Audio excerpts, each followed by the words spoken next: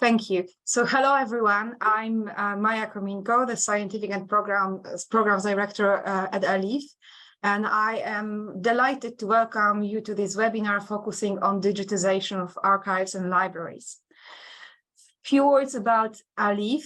We are based in Geneva, and ALIF is a foundation dedicated to preserving cultural heritage in conflict and post-conflict areas. We offer support through grants for projects, but also through our expertise and through events like this one, which bring together experts in various fields. We are honored to convene this meeting with our colleagues from the Ministry of Culture and Information Policy of Ukraine and from the Ukrainian Library Association. We are grateful to the Ministry for our close partnership. It has been an honor to support their work and more broadly, the work of Ukrainian professionals who protect the cultural heritage of Ukraine. To all our Ukrainian colleagues, your bravery, your dedication have been an inspiration, and we would like to thank you for all you do.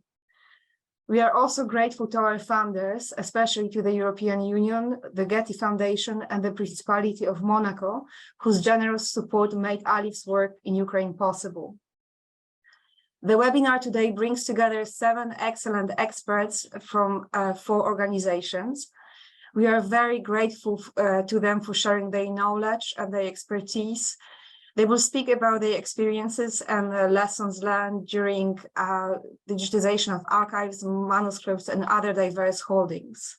We hope that these presentations, which capture the richness and the diversity of approaches, will help our colleagues in Ukraine, but not only in Ukraine, to design and implement the digitization initiatives in their own institutions. I will introduce each speaker before their presentation. They will present in the order which appears on the slide, and I think I'll ask my colleague to move to the next slide. With one possible exception, if there is a raid alarm affecting any of the speakers based in the Ukraine, we will change the order. And if there is a raid alarm, we ask you to please take care of yourself and your safety. The webinar will be recorded and it will be available online together with the translation. So you will be able to see it at a later time. It is now my pleasure to hand over to Anastasia Bonder, the Deputy Minister of Culture and Information Policy, for her opening remarks. Anastasia, over to you. Thank you.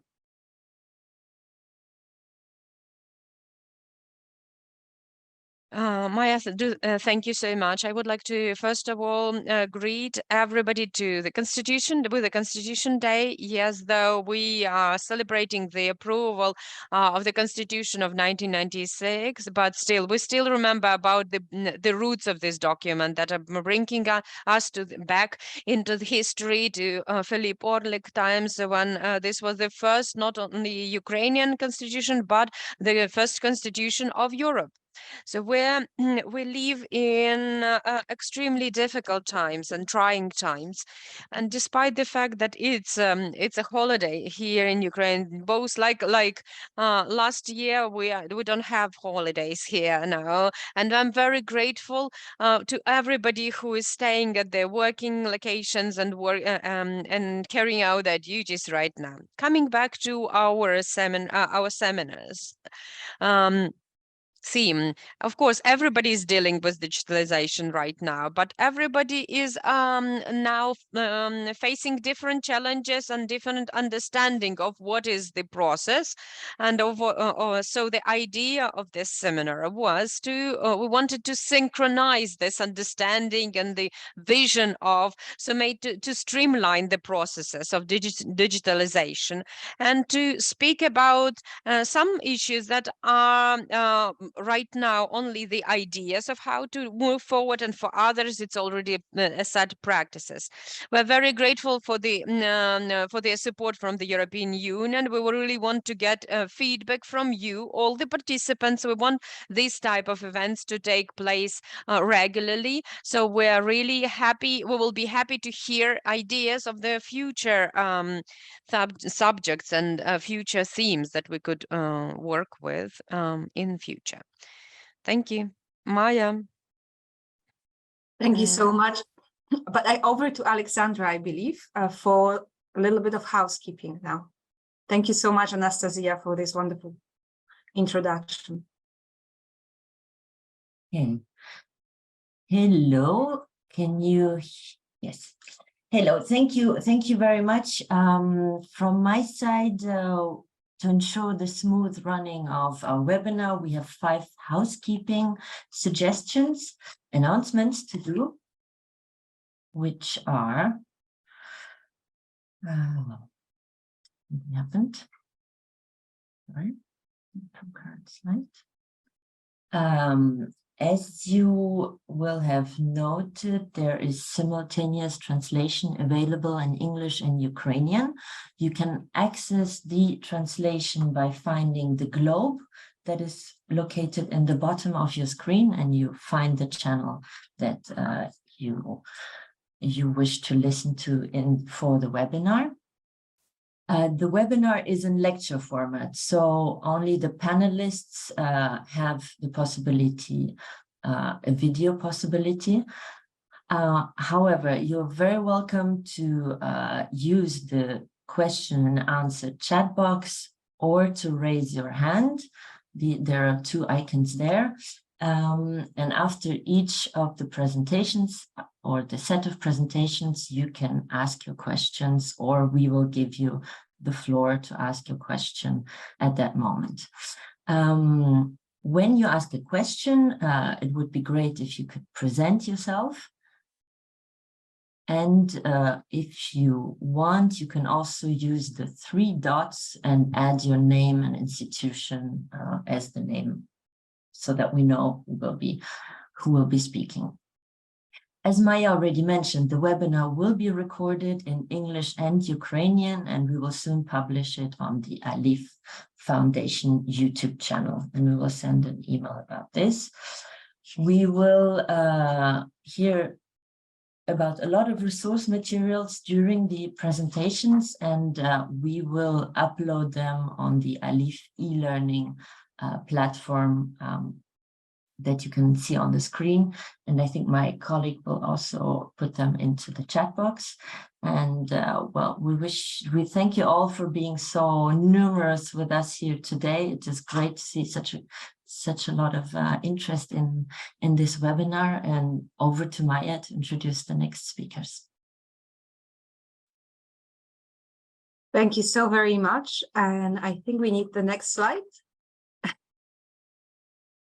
So thank you so much, Alexandra. It's my pleasure now to introduce the first set of 2 presentations from 2 phenomenal colleagues from International Council on Archives. We will ask them to give 2 presentations, and then the questions will be at the end. So it is my pleasure first to introduce Andrew Czerniewicz, who will speak about the GALT Archives Digitization Program. Over to you, Andrew.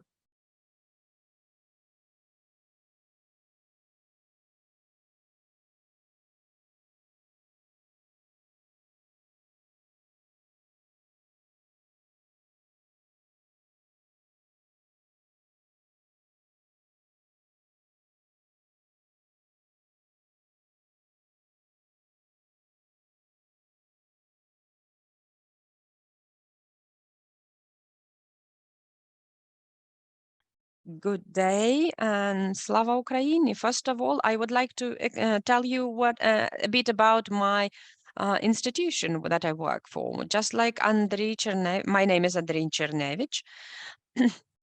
I'm working in the GALT Museum and Archives. And our institution is covering, so we have local history museum and the local archive. It's in Lethbridge, Canada. It's a small location, a town with 100,000 citizens. We are covering, we have all different archives of photographs, and also we're open, we're getting requests from population and from the general public, and we provide them. And we're also doing some digitalization initiatives. The jurisdiction of our archive is covering the whole Alberta, and is including also some of the Indian tribes. That's why our museum, archive museum, also have these Indian name that means the all the time place of meeting. We have very limited resources in terms of human resources. We're just two people, or rather 1.5, because my colleague working only part-time, and we have a number of volunteers and interns. This is very typical for Canadian institutions. Archivists or very often work single-handedly, and very often they have to know and work very. They have to work with different requests from the public. We have a lot of photos, and in about 700,000 items. So this is our building. That's how it works, how it looks, and we have quite a lot, about 700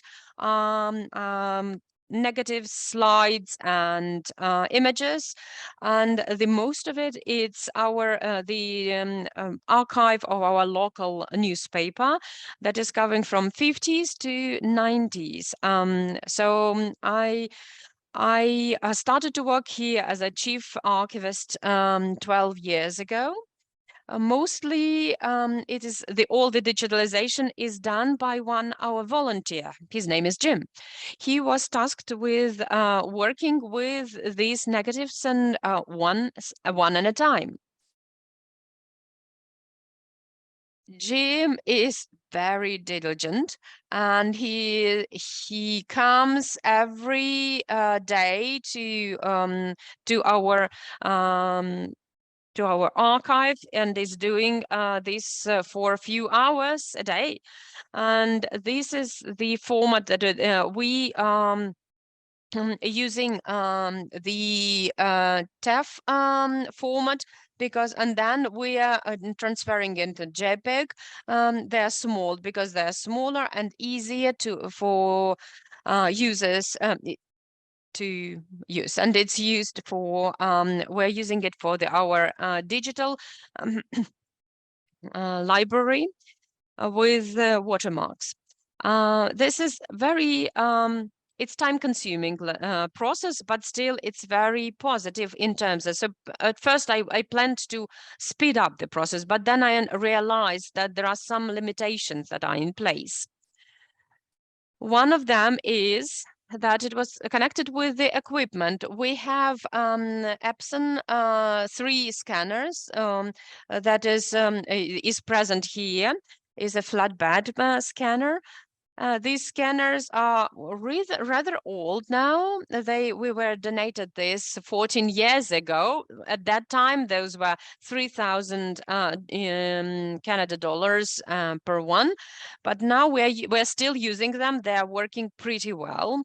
We of course, if we would add one more scanner, but still it would. Only one scanner is doing this digitalization initiative, but the other two are working for other tasks. Sometimes we are just lacking the equipment to do it quicker. But this also we have the problem or challenge of the human resources. We can't engage interns and because they have to learn as much as possible, and their task should be as varied as possible. And of course, it's logical because this digitalization process is a very monotonous assignment. So but still, for this gym volunteer of ours, this it fits him the best. He enjoys it, and he is really enjoying the looking at these images, at the people, photos, and stories there. So we have to know that Jim is a person with disabilities, and that's why he has time to spare for these assignments. So I decided to leave this project in more or less the same format, because, as we say, if it's not broken, please don't fix it. So the only thing that I changed is the resolution, because before that it was only 3,000 300 pixels per one per one, but we changed it to 20 to 25 centimeters. This enabled us to get a higher quality of the image, and it is more print friendly in large formats. So of course it takes more time to scan the document, but still Jim didn't mind that. No, we're happy that he didn't. Also, we tried to make the process as simple as possible in order to avoid human mistakes. Because one scanner, one person, one project. In this way, you can set the designated settings, and you will know where the file will be located, because all the pictures are all the same in terms of format. So because it's a fragments of 35 millimeters film, so every single file is a one document, and so it makes it very easy to and not to spend time on working and adjusting the file afterwards. This is general information about the method of scanning of digitalization. With this method, we have very high quality, almost without no errors.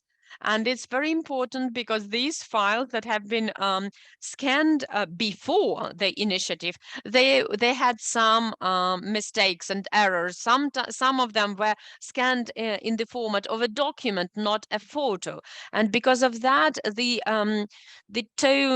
tonal range was much smaller, and the image is not very good. Sometimes we see the files with the wrong resolution, and this happened because at that time there were several scanners, so scanning people who were scanning it, so that's why they were mixing it. Well, human error, you can't do anything about it. The Epson scanners are very reliable, 14 years on, and all three of them are working perfectly fine. The only thing that they are old. There are some scratches on the glass, but you can deal with this. The strongest limitation is the size of the scanning surface. So because we can have only the it's very difficult to do the maps or posters, that you have to do it in parts and then join them in Photoshop. And then, of course, so if you have to scan big, large, for example, 3 by 5 meters, so it's difficult. But we don't have this many of this type of things. Almost 200,000 big pictures from this collection Jean already did. For 15 years in a row, Jim is doing this work, and he is not planning to quit.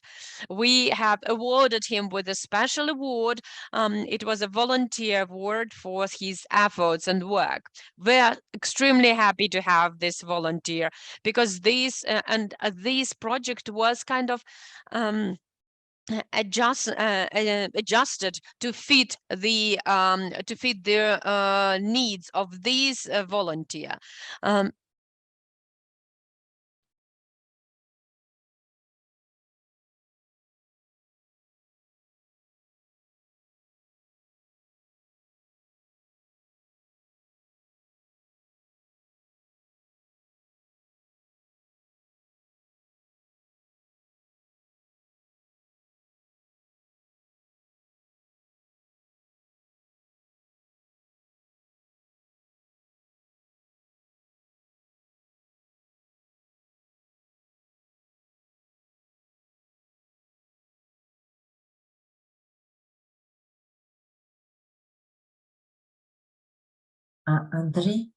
Andre is sorry to interrupt. We lost the translator.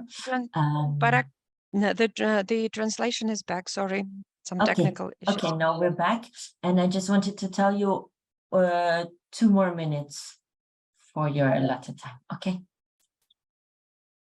Thanks. But this method is very expensive with using the camera, photo camera. This equipment that you can see on the slide is used in Pecer Lavra, and it was provided by the technology. So this technology is not that accessible because it's really high value, and just similarly to different in other initiatives that Ukraine has. So the most practical approach to digitalization would be doing it with scanners. Thank you very much. Wonderful. Thank you so very much, Andrew. This was fantastic, and may we all have a volunteer like Jim. But if we don't, and if we have to manage projects with several volunteers, oh goodness, I'm so sorry. I very impolitely didn't switch on my camera. There I am, I hope. No, apologies, I appear to have some technical difficulties. Thank you so very much, Andrew. I will leave the questions to the next until after Marina's presentation. My apologies, I confused myself, but I'm bursting out to ask some questions. But before we can ask questions, we're going to move over to as the second presentation from another colleague from International Council on Archives, Marina Czerniawska, who is a digital archivist at the University of Alberta in Canada. Marina, over to you.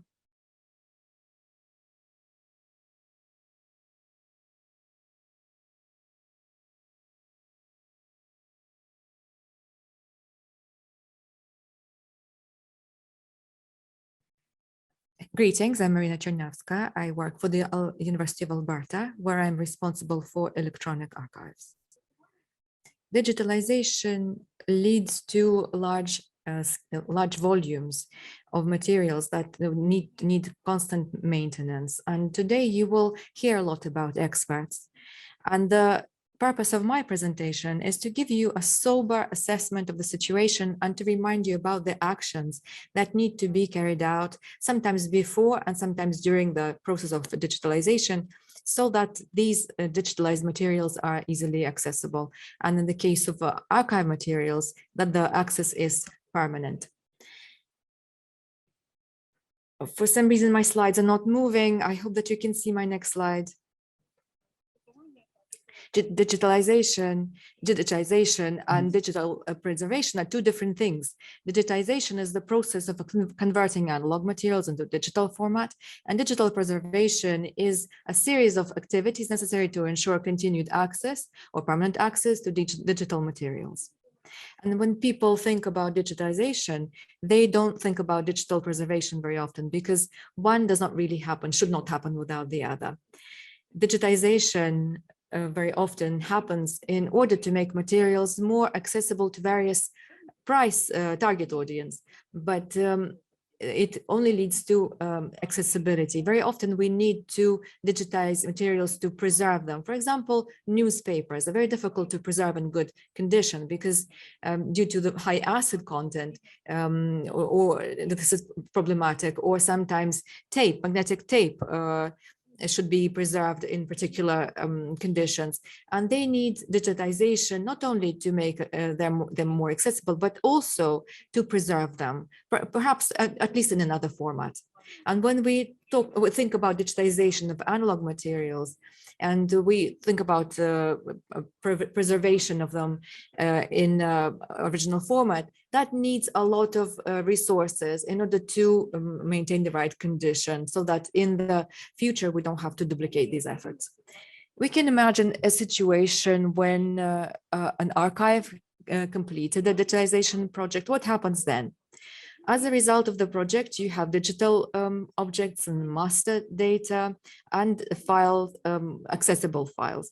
There's also metadata, descriptive, structural, administrative. Now digitized materials can become available to your readers, to the public. You can provide access to online databases if your institution has one, or through a website.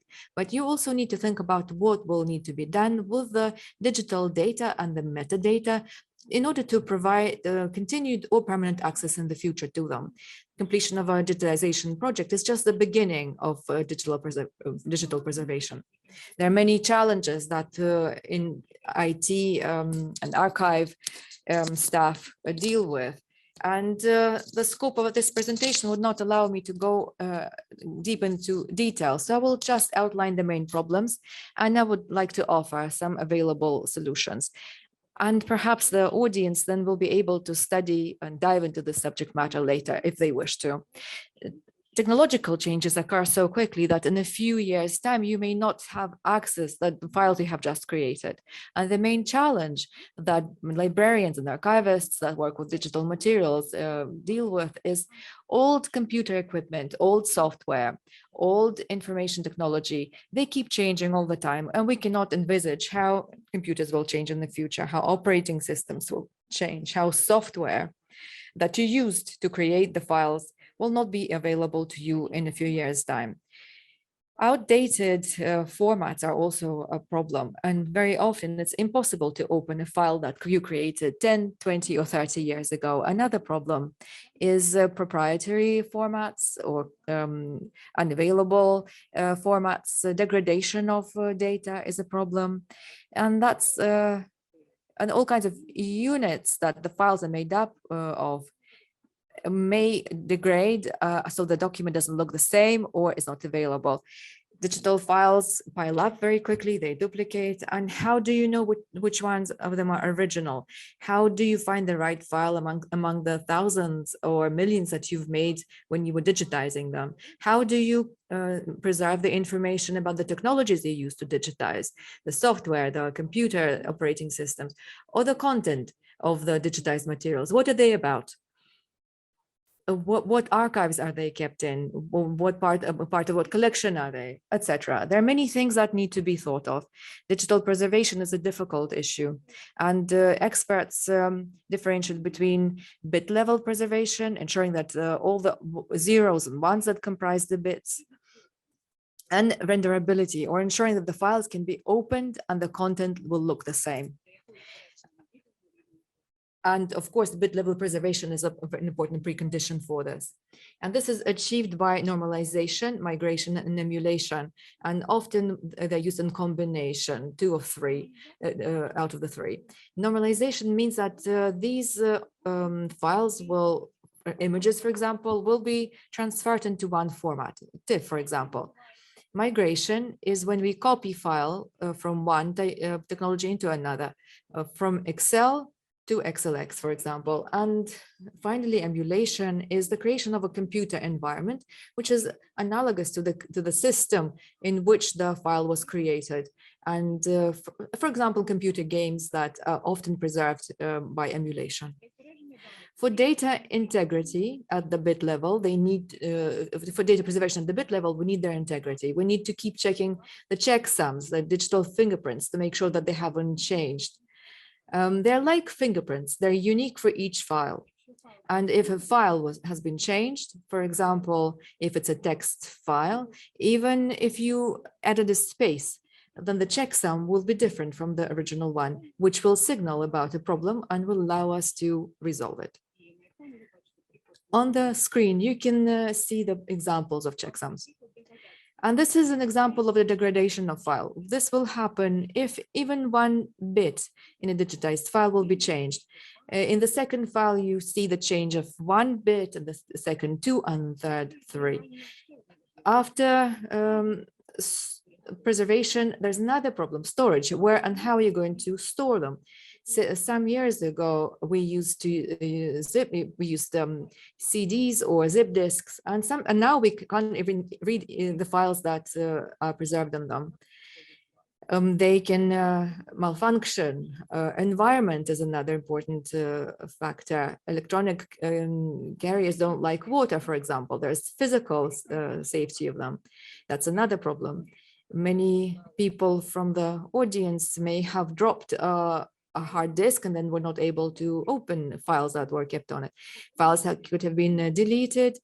There could have been a natural disaster, a flood, for example, that we all know very well about, unfortunately, that is also a threat to the physical safety of your storage. Very often we forget that the digital data are also material. All of these data are kept somewhere on a physical carrier. It's a server or a computer or a disk. It is recommended that you keep copies in 3 different geographical locations and on different carriers in the cloud, in the local network, and etc. May have been maybe you've heard about locks. That this means that many copies are stored safely. And you can see the link to this information. Metadata allow us to understand the content of digital files, how they were created, by whom, with the help of what technology, what ideas were contained in them, and what is the format of the file, what is the content, the size, who can have access to this digitized file. Is there a restriction of access to particular files? Do you have enough rights to release this data into the open source? Who owns this information? Who owns the content? Many of these questions very often relate to metadata, and some metadata can be created automatically. Others require some kind of participation of a human. Metadata can always be improved, but without basic metadata, no single digitization project will be successful. So this is what needs to be considered before you start digitizing: what format you will use for digitizing, how you will store the files, who will check on the integrity of the data. It would be much more efficient to do it beforehand rather than after the fact. Digital storage is not something, digital preservation is not something you do once and for all. No, this process never ends. While it is complicated and may be intimidating, but it is better to know all of the potential problems beforehand rather than deal with them later. Thank you very much. And I hope this information was useful for you. And here's some links for resources that you might find useful as well. Thank you so very much. This was fantastic, Marina, and if a little daunting, telling us that we do in fact deal with zeros and ones that we need to preserve in perpetuity. Forgive me. I have a lot of questions to both of you, but I see that there are plenty of questions from the audience. So what I propose to do, we will start with the questions from the audience because we kept people waiting for a while. So their hands must be getting tired.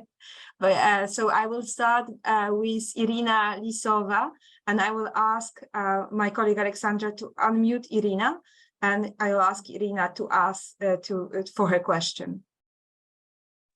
Irina Lisova, if you can hear us, I've given you the possibility to ask your question. Irina? Okay, it doesn't work right now. Maybe we go to the next person while we figure out the technical part with Irina. Absolutely. So we have, so maybe we can have, there is another Irina Payusova. I don't think, maybe we appear to have some technical difficulties for the moment. So maybe we can encourage the both Irinas to write their questions in the chat. I apologize for this, but it seems that the function of unmuting doesn't work at the moment. And we also had a question in the chat from one of other colleagues, and I will perhaps ask if this is a question from Volodymyr Semyenyuk. And he was asking what type of computer was used for the camera taking photos of a large format? I think that this is a question to Andrew, but maybe to both of the speakers.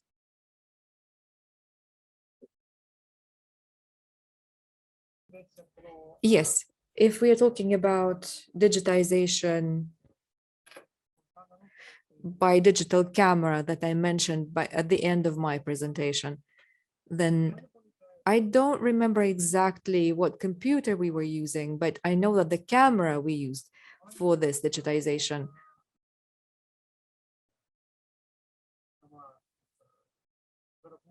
the producer and the model, if I'm not mistaken, one shot.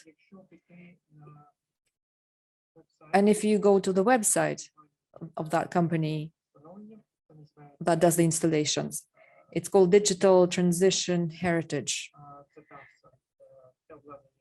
That's the equipment that the Lavra uses. And so they have all the information about this equipment that they provide with the camera, with the computer, with everything.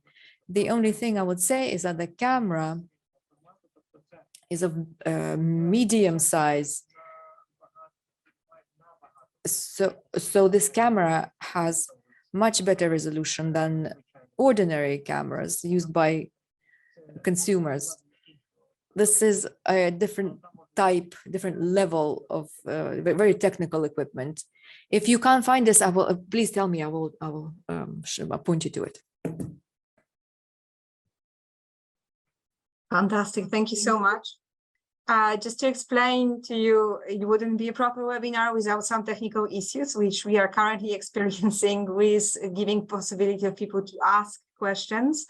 My colleague Alexandra is working to resolve it. In the meantime, I will take this opportunity and ask one question to Andrew and one question to Marina, if I may. Andrew, the project that you are working on is extraordinary, but it also involves an extraordinary person. And as I mentioned before, we're all so lucky. Would it be wonderful to have such a volunteer? But as there is only one gym, or probably not many gyms in this world, what would be your strategies for managing a group of volunteers, especially when there is a large volume of material and they have to keep their attention and maintain their attention for a very long time to avoid problems? Any advice, any strategies?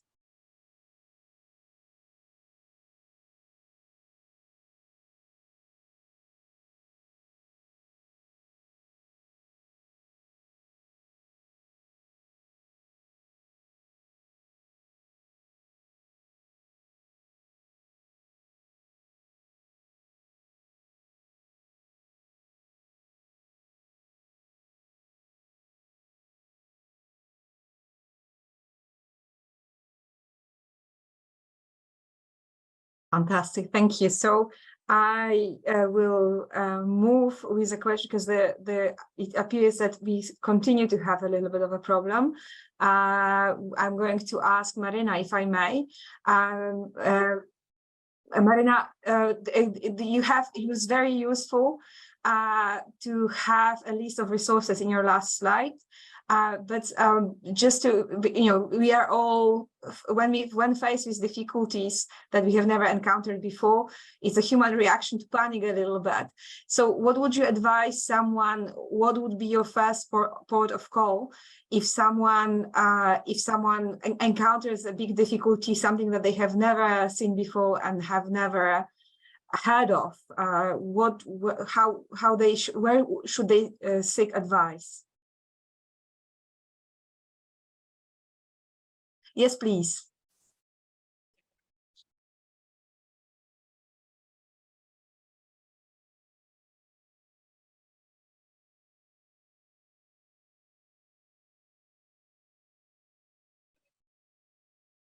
It's quite a new.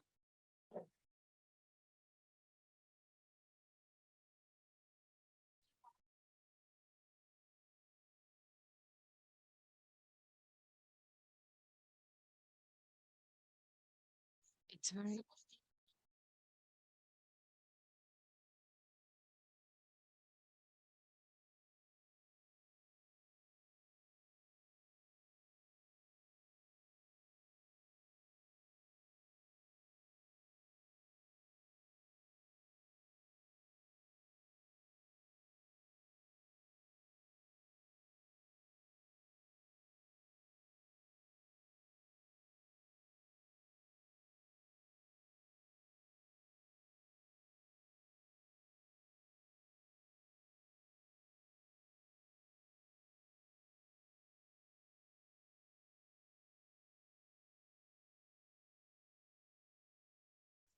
Sorry, the translation is back. Sorry.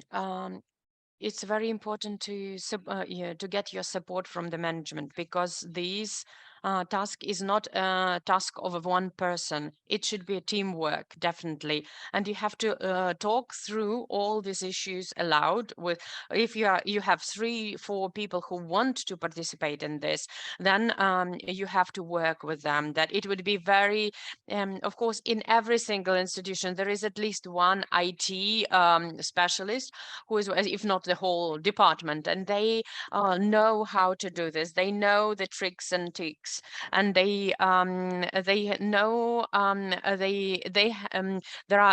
they know that for you as a librarians and archivists, you have your own knowledge that you can input and provide support with. Oh, wonderful. Thank you so much.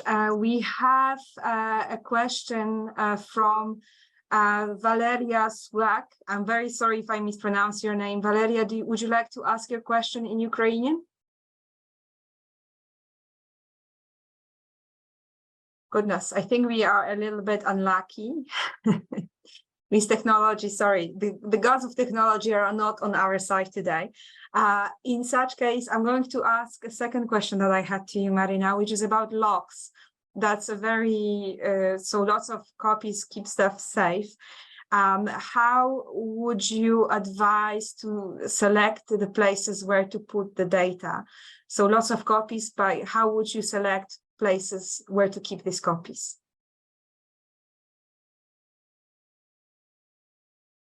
Logs actually is, you can go look at it from several sides, from two sides. One is the software, of course, that assists you to keep data liking it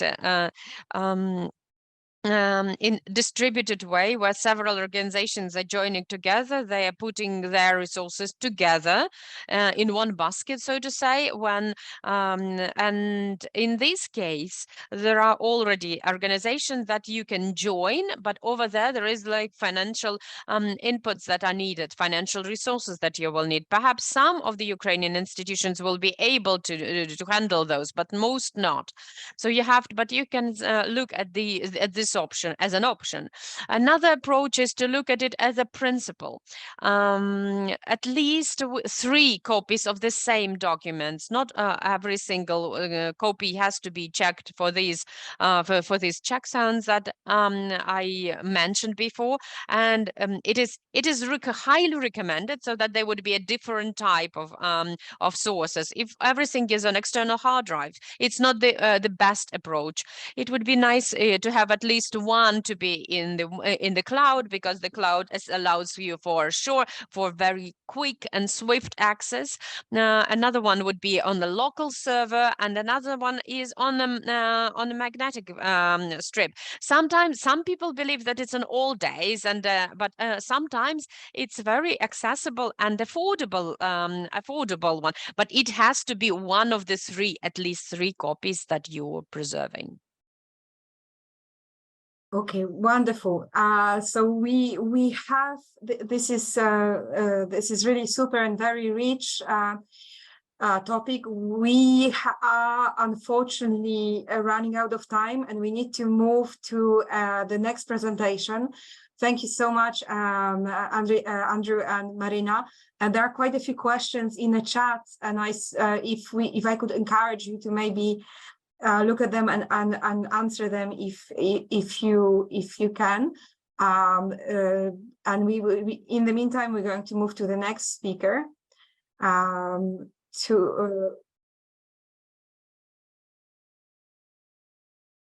Yes. I can see information about the contact information. I will provide my contact details, my emails, and I will add it to the chat. And if I can ask the technical one comment, while we haven't identified this connection with the voice function and it still doesn't work, please put all your questions in the web chat. We will do that. So all the contacts that who won't be able to copy it from the chat will send it to you when we will be sending the presentations after this seminar. So don't worry, you will get all the details, contact details. Thank you so very much. Thank you very much, Anastasia. Thank you very much to Andrew, and our apologies for technical issues. Our colleagues are working on resolving them, but as Anastasia said, it would be great if you could just put questions in a chat. We will make sure that they are answered either during the session or together with the materials that we will send after. And we will now move to the next presentation. I think we lost the PowerPoint, but I am delighted to invite our next colleague, Nadia Kala, from the scientific secretary of the Lviv branch of the Hrushevsky Institute of Ukrainian Archaeography and Source Studies of National Academy of Sciences of Ukraine. She's also a researcher at the University of Warsaw, and she will speak about her project supported by the Endangered Archives program and more broadly about her work. And following Nadia, we'll have a short presentation from Marcy Hopkins from the British Library. Nadia, if you can hear me, maybe we can ask you to share your screen. Over to you, Nadia.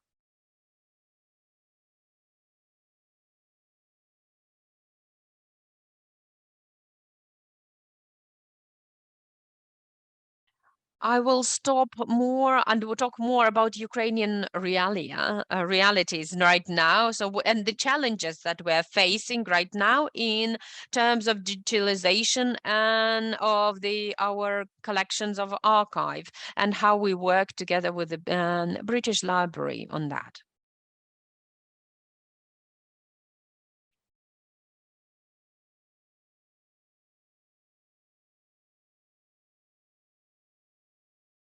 I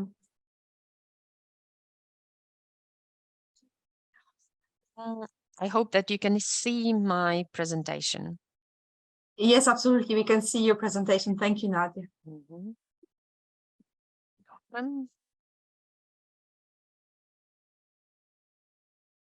So I'm working at the Ukrainian Institute of the National Academy, Science Academy.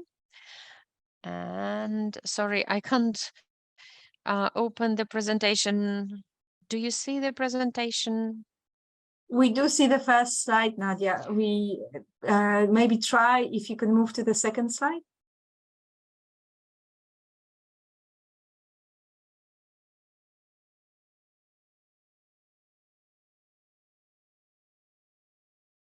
Got stuck. Yeah. Doesn't move. Perfect.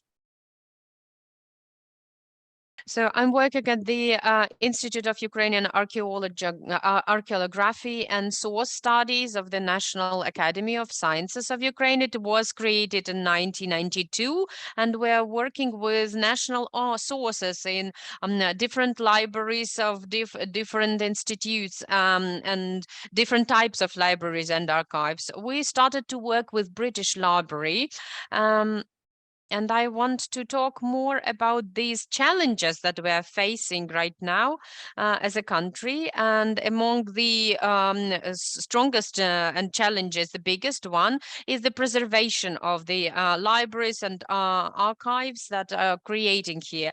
The full-fledged war launched by the Russian Federation in Ukraine has moved forward, pushed archivists to start very actively archiving digitalizing these documents, and we're doing these assignments, and these assignments are done by by specialized companies that we're signing the contract with, because they're creating this complex and comprehensive technical systems in order to cover it, because we're scanning, yes, and creating. There are certain programs and software that are being created in order to do this, but to put them online of this large scope of data is it's very difficult. It's very important, but still, the second part of this assignment is to describe scientifically all of these documents, and it requires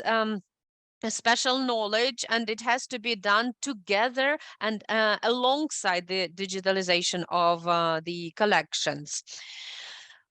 This will allow users to use properly these collections, and qualified description will enable to understand the chronology, the content of the collection, and will help to work to have working search engines working and finding you what you need to find in such archives.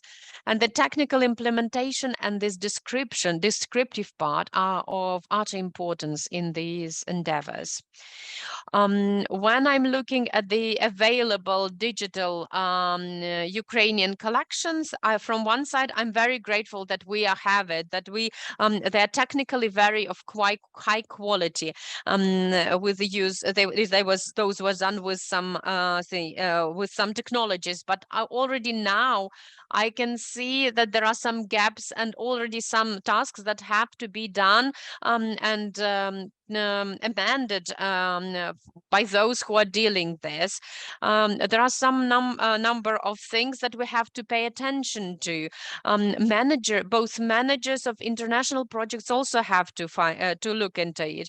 Most of these descriptions in different collections in Ukraine was created in the Soviet Union times.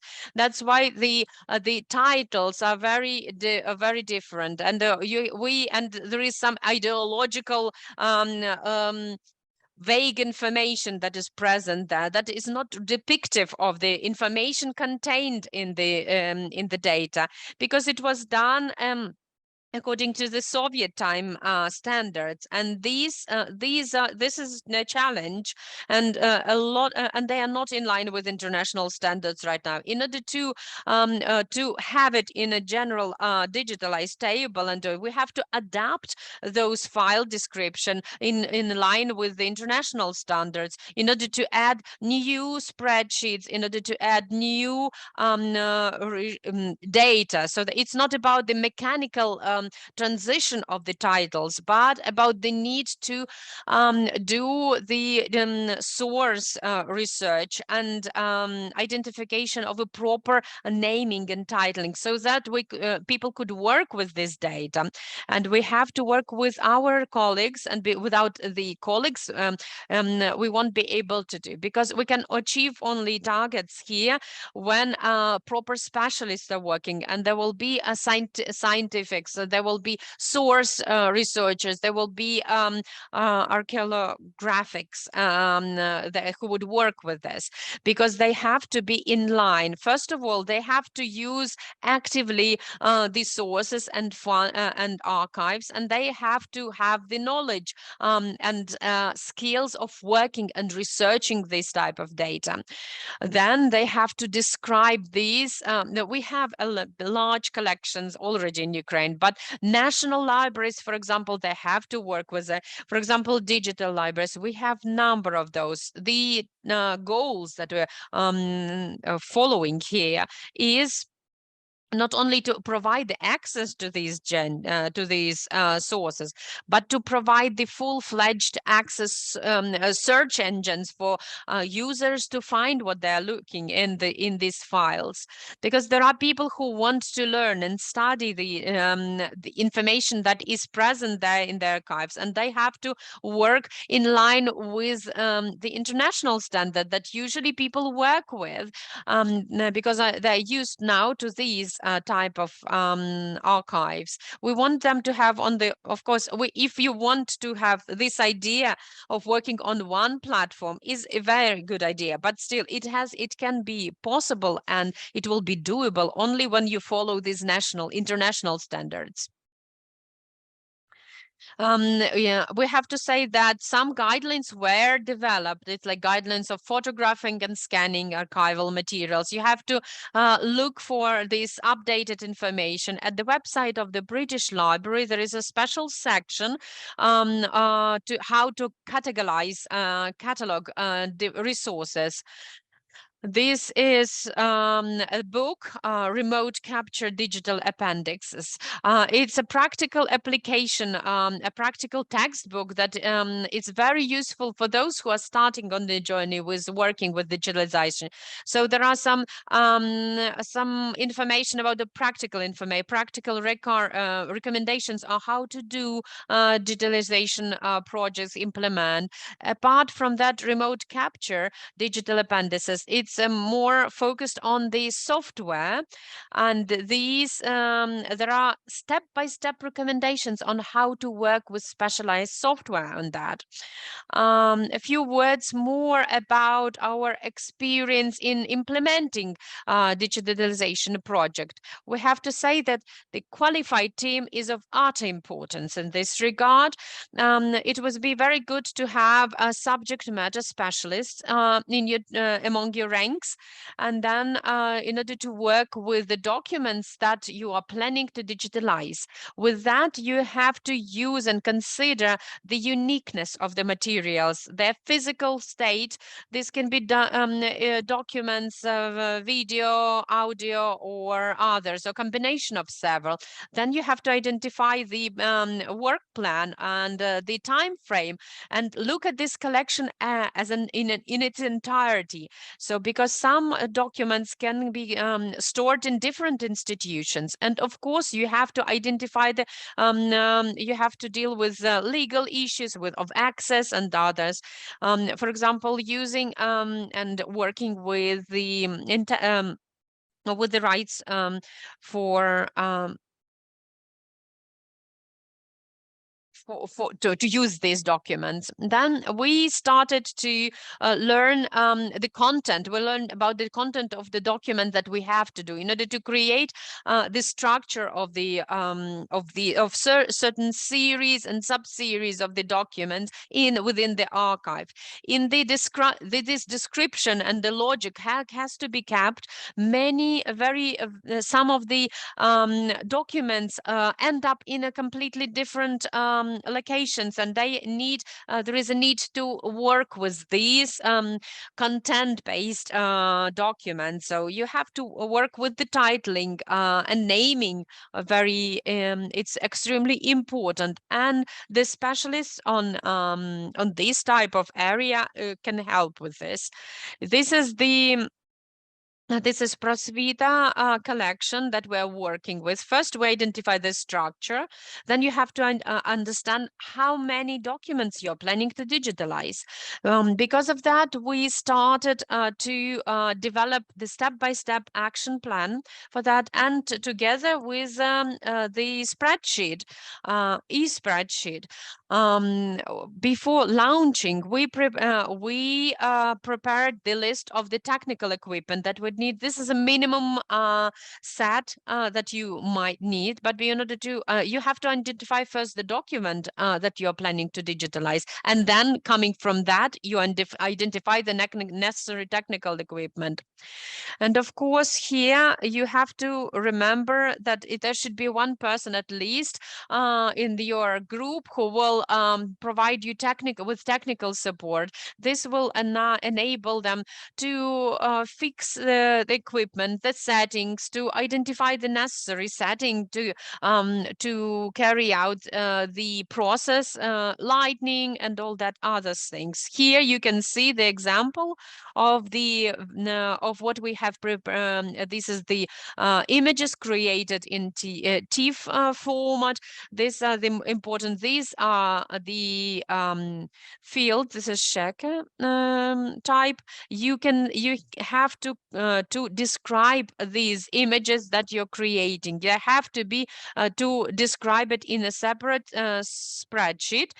Here you can see the small fragment of this spreadsheet, and you can see it in different colors. There are different positions or points. There are different fields that you have to find. It's a number. There are a number of tabs down in the bottom. You can see those. There are very simple things where this document is located, who is the owner of this document, then information about the property rights, about the here more difficult descriptions. For example, in the second part, description, it's not only the title of the name in English, in the original language, and transliterated. Here you have to describe the content of this document, and respectfully the content regarding the context, the historical context, and links to other events or documents, social groups, or other aspects that are providing you with more information about it. And this is the process that requires scientific approach to that. Here you can see a little bit of more of this table. I have to say that a rapid process of digitalization of archive collections we see currently underway in Ukraine, thanks to these specialized private companies that are doing. They require the immediate involvement of researchers, because the researchers can remedy the situation and do it in line with international standards. That's why we are talking about the international program that will be able to assist us to overcome that Soviet time and develop and adhere to national standards for describing the catalog documents, so that we would have be able to have proper search engines. We're ready to develop this program if we'll get support from the national stakeholders and international ones. Then we will be able to integrate everything that we have in a unified e-platform that will bring closer our standards to international standards. Thank you very much for your attention. Wonderful. Thank you so very much. This was a fantastic presentation, very rich. So I'm sure there will be lots of questions. But before we move to questions, it is my pleasure to ask Mercy Hopkins to say a few words about the Endangered Archives programs. Over to you. Thank you very much, Maya, and thank you very much, Nadia, for this. Yes, my name is Marcy Hopkins. I'm the head of the international engagement at the British Library. The British Library is the national library of the United Kingdom, and the British Library has been hosting the Endangered Archives program for almost 20 years now. And this is a program which is funded by a foundation called Arcadia, and it seeks to preserve cultural heritage all around the world and make it available to as wide an audience as possible. And to achieve this, it gives out grants to applicants to digitize and document archives all around the world. So the project that Nadia has just presented is a great example of the types of projects that EAP supports. And EAP, the short form for Endangered Archives Program, primarily funds digitization projects, and that is to record and preserve the content of archives. So our projects create digital material in a format that facilitates the long-term preservation. And at least 2 copies of these are stored. So the primary copy of the digital copy remains in the country of origin where it is digitized. And then a second copy is sent to the British Library and held here to be preserved digitally at the British Library and made available via open access platforms as well. And I just wanted to point out a few links here on this slide, and you can go and have a look. We're also going to put them in the chat for you. If you want to find out a little bit more about the program and also how the grant scheme works, do have a look on the eap.bl.uk. And on there as well, we have created quite a few helpful resources you can have a look at, which are fully accessible for free. And Nadia has already mentioned the remote capture book. So this is a book which you can download for free, and it gives you lots of tips and information on how to digitize documentary heritage in challenging locations. We've also just made available a series of training videos covering conservation, how to set up a digitization studio, but also digital preservation. And we have created Ukrainian subtitles here, so you can have a look at those as well. They're available on YouTube following that link. And if you've got any questions, you'd like to get in touch with us, please do reach out to us. We've put 2 contact details there. So the first one is the email address of the Endangered Archives Programme, and the second one is the email address of the International Office here at the British Library. Thank you very much. Thank you so very much, both of you. And we, as you know, we have slight difficulties with technology, but we will make into an example of how to solve problems on the fly, especially with the kindness of our wonderful colleagues. And here I would like to invite Dr. Taras Timo to unmute himself, because Taras has very kindly agreed to help us with questions in the chat. So we propose to go through them one by one, and Taras very kindly will read them out in Ukrainian, specifying the name of the person who asked. Thank you so much, Taras. Over to you.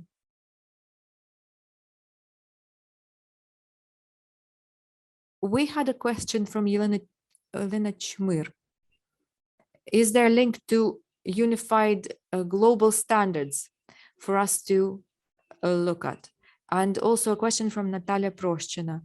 Can you give us an example of an element of metadata? Yes, this is something I mentioned, and you can actually see this on the page of the British Library. There's absolutely every link to the resources where you can find the standards that capture the whole of the project, from the very beginning, how to set the equipment, and to the very end, how you describe your materials so that they're accessible, they're readable by all international libraries. So these links will take you also to the books that I showed. These are the best manuals where you can find all the answers to these questions. We had another question from Oksana Brui. Once again, what was the last proposal, the last suggestion? IT system and software that is based on modern standards of description of archive materials. I think you mean the unified standards. Yes, when you create a digital collection, you cannot create it without a description. Each image that you create need to be correlated in a table where this document is described. Its name, its title is described, where it is being stored, the content of this document, and this needs to be a very detailed description with the help of which anyone in the world would be able to find this document. So they need to have absolutely all the data about this document, the collection it belongs to. And when we have dead-end titles or dead-end descriptions, using this integrated digital resources would not be possible to find this document. So this is why we need, we have all of this information, digitized information that is not being used. So we need to be able to correctly describe the materials, which is very important. Oksana meant not only the metadata, she meant IT systems that would maintain these standards and integrate them. This is what she meant. Recently, we had a presentation of this integrated system to which integrated resources from Ukrainian national resources and libraries belong. It's only been created. It's only starting to be populated. And we can already see that the search in this system is very different from the search in the Polish and in a similar Polish system, or in the similar British system. So if we see on British websites very specific, very concrete information about what we can find in the document, well, Ukrainian system, for the Ukrainian system, it's very difficult right now, but this is what we aspire to. And it's very important that this integrated system, to which all of the other systems feed into from all the other archives, that it would work well with the search, so that you're able to find the information you're looking for. This is what I meant.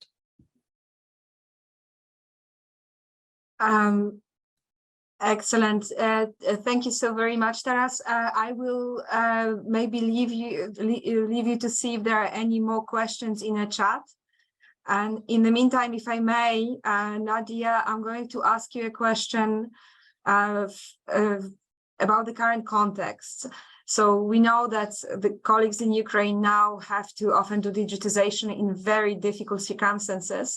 And if you were to give them advice from your experience, what would be the basic 3 or 4 issues that you would recommend them to think about before starting digitization in the current circumstances? So some of them I already mentioned. First advice is to have a good team, a team that will be qualified in different aspects, someone who understands sources, so that they would be able to correct these dead-end titles. That you need someone who will be very tech savvy, who will be able to advise on the right equipment, that it would be interoperable. We have always bought equipment for our own projects manufactured domestically. Or rather, we bought from a domestic distributor, which sells high quality photographic equipment. And at the start of the war, supplies stopped of this equipment, and we're not able to buy this equipment, and we were forced to order this equipment from abroad. So that's one of the nuances of the situation. Of course, then you also need to make a lot of copies, because currently it's very important that these copies are stored in different locations. Thank you so much, Nadia. Taras, I will hand over back to you for other questions from the chat.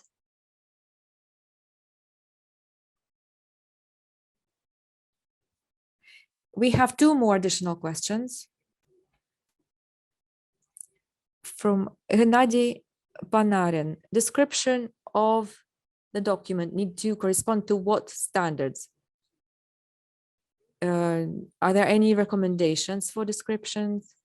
And what system exactly was presented? You mentioned that something was presented recently. What system was that? I'll start with the second question. The system that was presented. Archive Systems is a private enterprise in Ukraine, which has done a lot of very good work. It digitizes a lot of archive collections in Ukraine. And secondly, their programmers created a unified digital platform that already hosts the resources of several archives in Ukraine. That's very important. Now to the standards for description. I already mentioned it, and I will say it once again. Once again, can I point you towards the website of the British Library? They have a book, and I'm going to tell you exactly what the title is.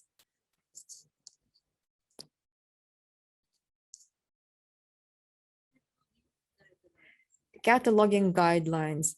And this is the very book that they have in e-format. It's free to access, and it contains very clear advice about how you would then enter this into a listing spreadsheet. This is the electronic table that I mentioned. It contains all of the requirements related to how to digitize a document, how to describe a document, a series, a sub-series, and a whole collection. If you read the instructions there, then everything becomes crystal clear and very structured.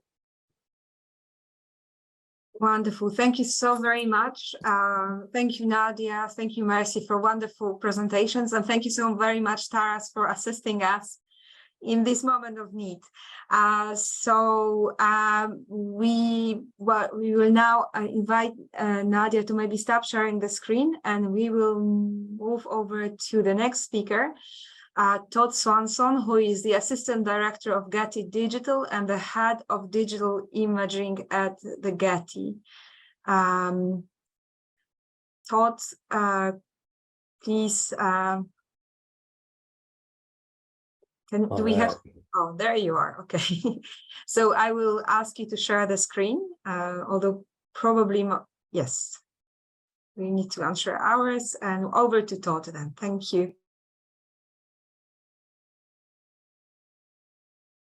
All right. Well, hello, everyone. My name is Todd Swanson. It's an honor to be able to talk with all of you today.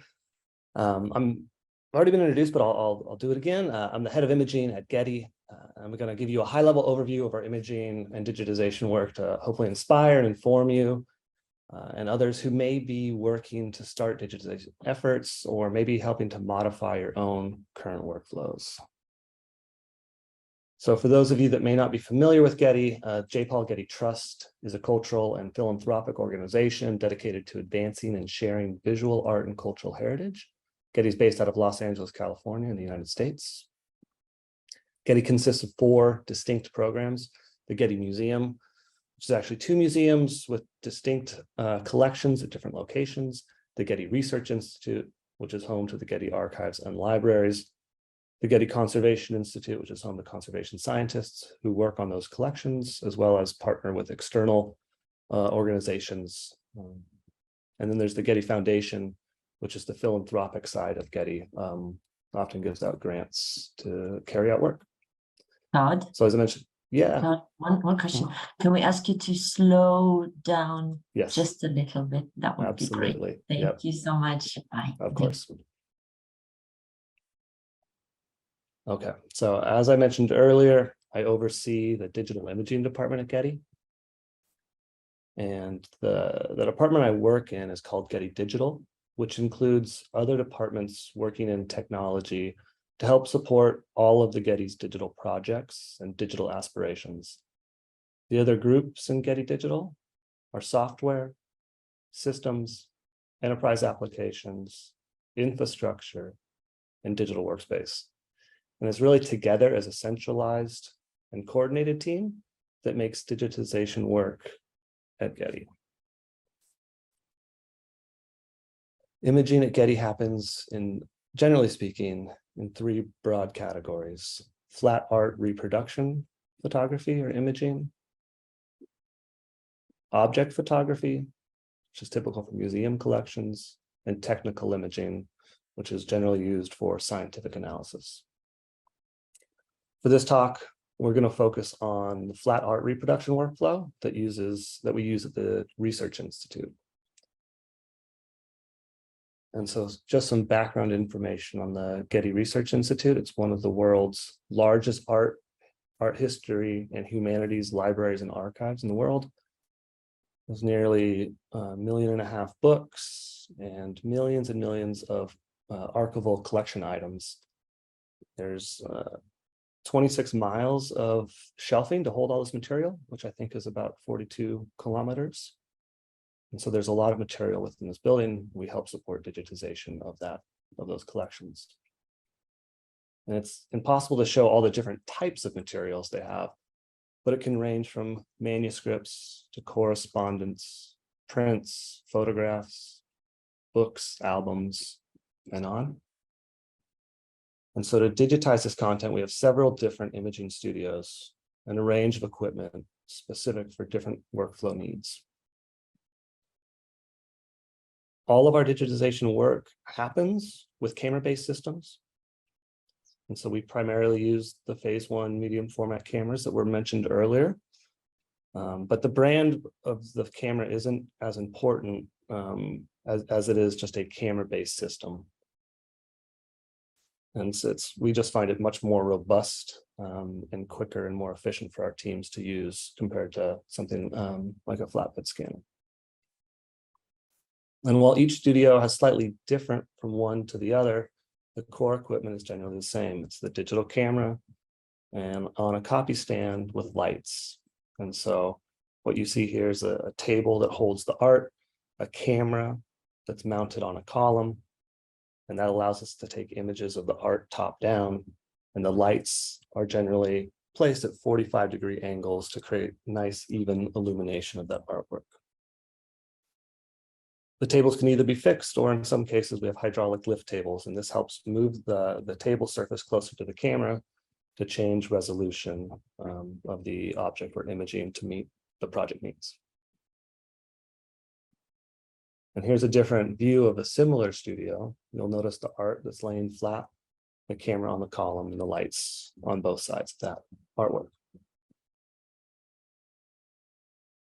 Next style of studio that we use accommodates both the flat art as well as dimensional objects. The Research Institute has objects within the collection as well, and we need to change our digitization approach so that we can best capture that material, which means that we need to move the lights out of the 45-degree angle and move the camera off the column onto a tripod to photograph the object properly. And then we also do book digitization. So the two classes of digitization we're doing for the Research Institute would be the archival material, which we looked at right now, or just before this, and then the book digitization, which is here. So this is one of our book digitization setups. There's two cameras. It's the same style of direct capture using cameras to do the work. And they take images of both sides of the page at once, so the operator can lift up the glass, turn the page, pull the glass down, and with one click, both images are taken.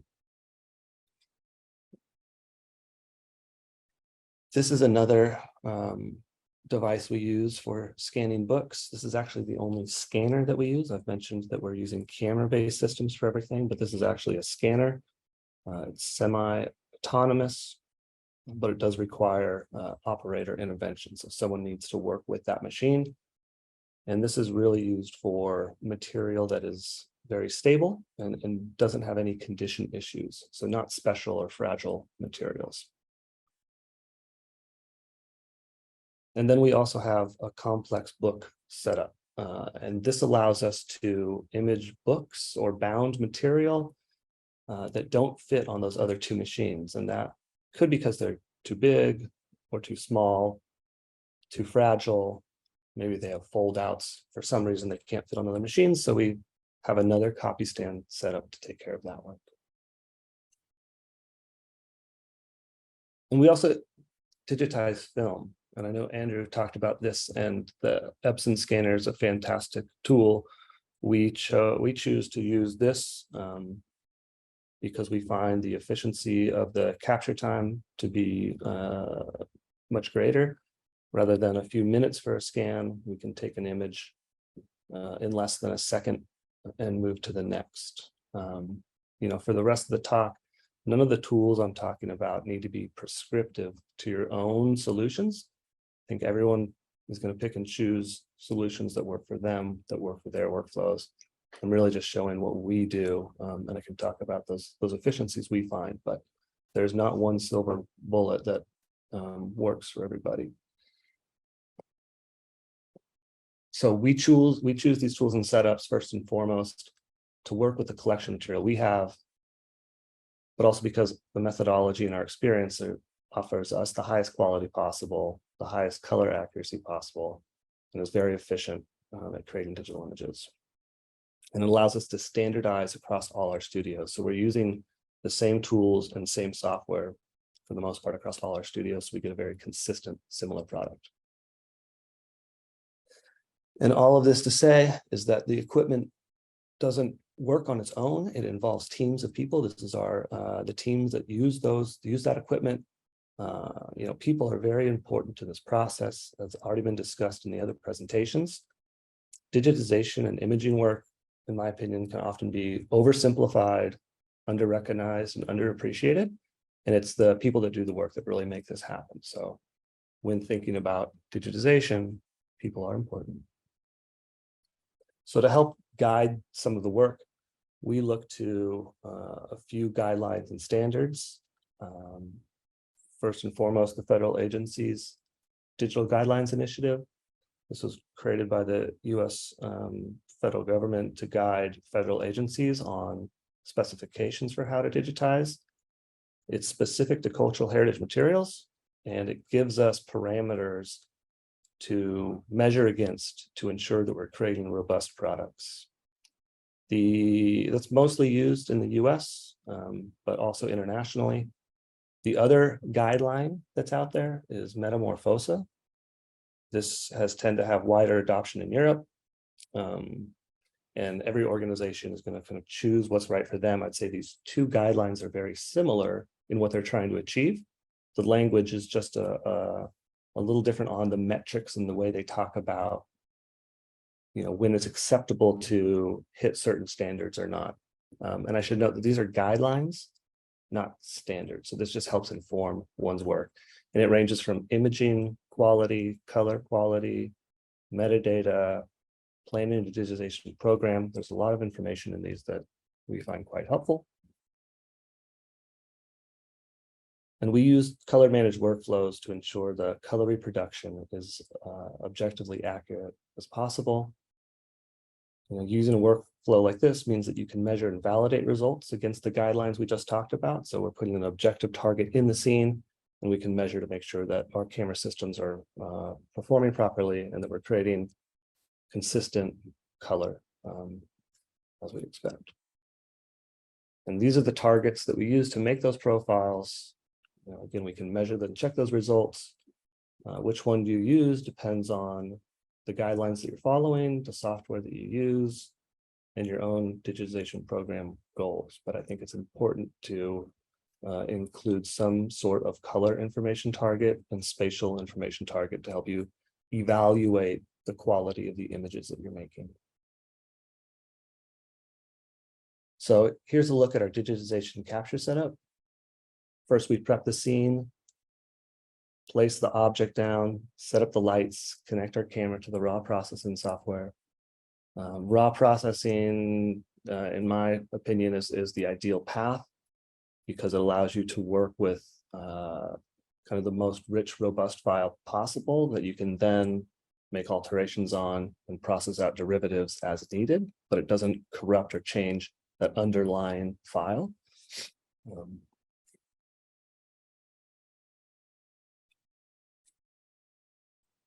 And then we make sure everything's level.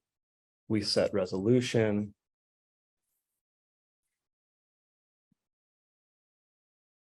We use shims, little devices to put under the book to make the object level with the camera. This way there's no distortion. Again, this is the ideal path.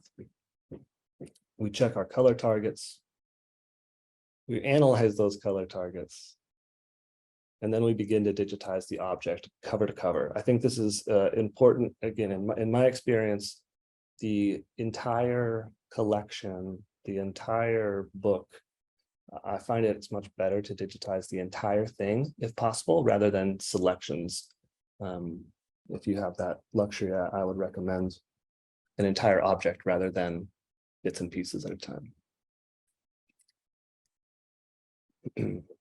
And then digitization is, of course, much more than just imaging. It involves metadata, and we'll talk a little bit about that. I know others have talked about it, but I'll dig into the way that we do it. And we have two distinct workflows for that. We have the metadata for archives, and we have metadata for books. For archives, archival collections are typically described in inventories. Those inventories are generally expressed in things called finding aids.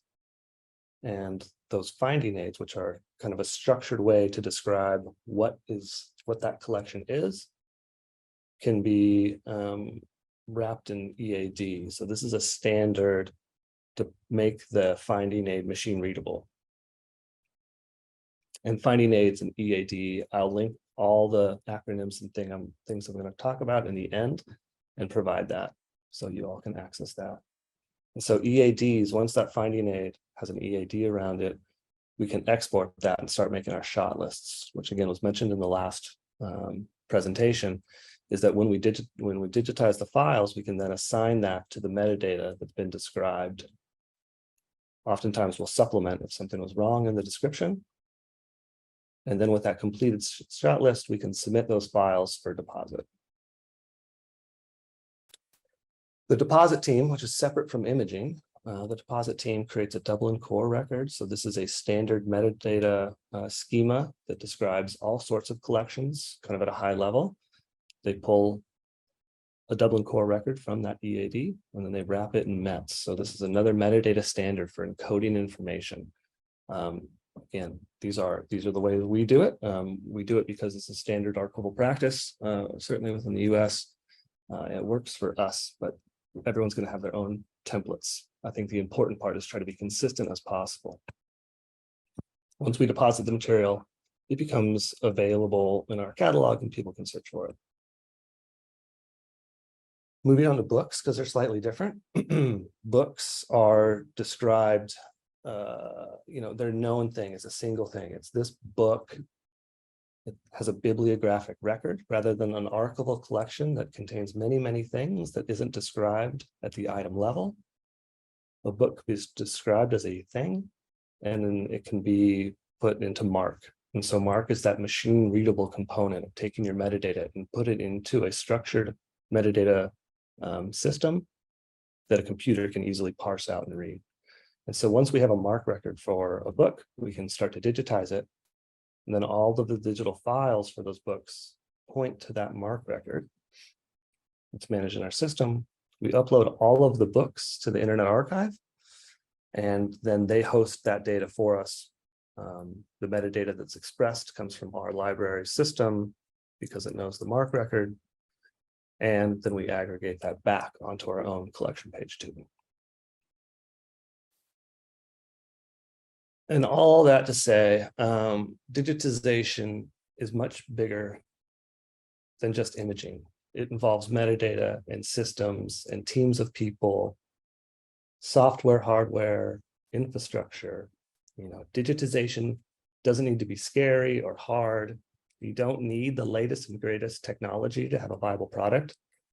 What you do need is to have a clear idea of what content you have, what you want your product to be, and who it's going to serve. And a good workflow is one that's documented, explainable, dependable, and repeatable. One that every person who's involved with the project knows what's expected of them. Standardized and consistent imaging practices are an extremely important part of any digitization program. The specific equipment you use can vary, but the methodologies and processes you should use should be as closely aligned as possible. Metadata is critical in digitization to ensure these digital files can be made searchable and they're not lost forever in file directories or external hard drives. My former colleague used to say, a record without an image is more important than an image without a record. Metadata is what makes digitization work. And all digitization programs need to make decisions that work best for their circumstances. Not everyone has the same tool set, the same staffing models, the same resources, funding, et cetera. And so my recommendation is thinking about these decisions and these approaches to digitization, not as right or wrong, but on a scale as good, better, best, striving for the best, but recognizing there is no perfect solution. And with that, I thank you for your attention, and I hope this was informative and will be useful to you and your teams as you move forward in your own digitization efforts. And I'll link in the presentation, I'll put links to all of these things that I've talked about. And that concludes my presentation. Thank you so much, Todd. This was fantastic. And just to reassure you that the links. Дякую дуже. Я можу точно вас. There will be links the links will be active when we share it when we share it with the participants, and they will be also published on together with the recording of this webinar. Thank you so very much. It's fantastically informative. And we have some questions. I will invite my colleague Darina to unmute herself and to help us with questions, with reading questions in Ukrainian. Darina, could you unmute yourself and read the question? Wonderful.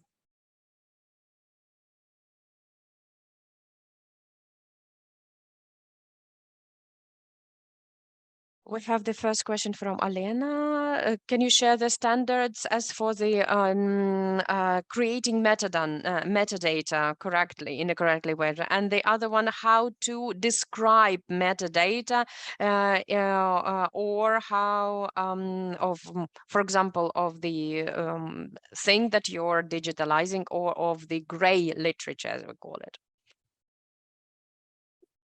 Yeah, so the metadata standards, like the actual kind of flavor of metadata that you use, is largely dependent on the type of material and collection that you're describing. And so there's many different, or the institution that you're a part of. So there is no one. I think there are preferred based on material.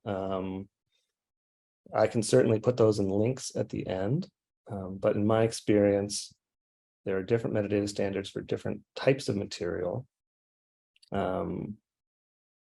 And sometimes that's just sometimes that's decided by an organization based on what they were already using and being consistent with that. And so that sometimes drives the decision on which particular one any institution uses. Dublin Core as a schema. So that's a series of metadata fields you can use. But then what language you actually put in those fields is that part that I'm talking about that often refers to the type of material. I forget the second part of that question, but I think that I can link to some of those resources, and I'm sure others on this call are very familiar with that too, the presenters. We can come back to this in the short general question and answer session. But in the meantime, there is also actually bouncing off this. There is another question, and this is in English, so I can help with reading it. Okay. So there is a question from Alexander Babin, who said the question is also on metadata. I'm going to read a very good point, difference between metadata for archival collection and books. Do you use other sources for books, Library of Congress metadata? What source do you use for metadata for objects like stamps, post, envelope, printed artifacts? Yes, so yeah, I can see the question. Thank you. Library of Congress has great vocabularies and sources for metadata. We do use those at times. The Getty also has vocabularies that we use our own. So like the Getty Art and Architecture Thesaurus, the Getty vocabularies. So we use some of our own. But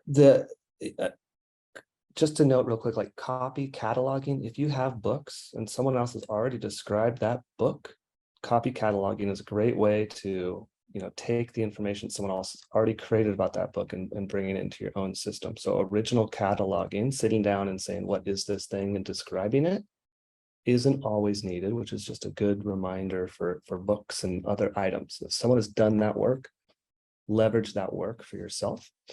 And in regards to for stamps and posted envelopes, there are schemas. There is metadata that can be used to describe many different material types, but there are some that are specific to those types of objects. And I have a library background and metadata background, but my job at Getty is really focused on imaging at that point. And so we have cataloging teams and technical services teams that do this metadata work. And I'd be happy to, if this is a specific question for your collections or collections you oversee, to connect you with them to talk about that. But off the top of my head, I couldn't give a recommendation for stamps or envelopes.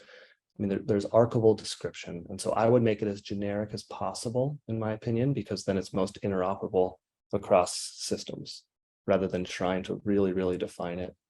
And some of that's driven by who your user is and what the expectation of your user is. If it's a general public audience, you maybe don't need to get very descriptive. If it's scholars and scientists, they are looking for content, you might really need to get to that level of granularity.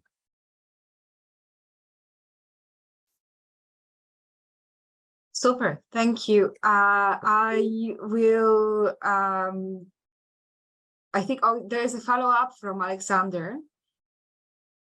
Are they recognized catalogs, if I read it correctly, are they recognized catalogs for stamps, postcards, or envelopes?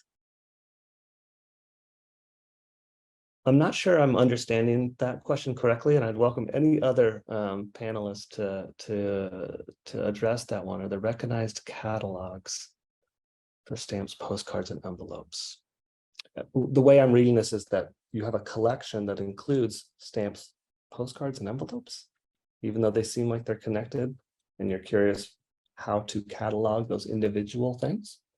But I'm not sure I'm reading it correctly, and I don't think I can give a good answer off that. But again, I'd welcome to contact and further discussion at another time if you want. Unless someone else on the panelists has a better read of that question, I'd welcome them to answer it. I think we are all intrigued by the collection that Alexander is working on. Yes. And in the meantime, so Alexander, if you can, maybe we can encourage you to develop your question in the chat. And in the meantime, if I may, I'm going to ask you a very pedestrian question, I'm afraid, but Getty is such a well-oiled machine. You spend a lot of time, a lot of brain power to develop a system that is fantastic. But if you were to give advice to people who just start digitization in their institution, how would you advise them to start? What are the first things they need to secure to make sure that the digitization works well?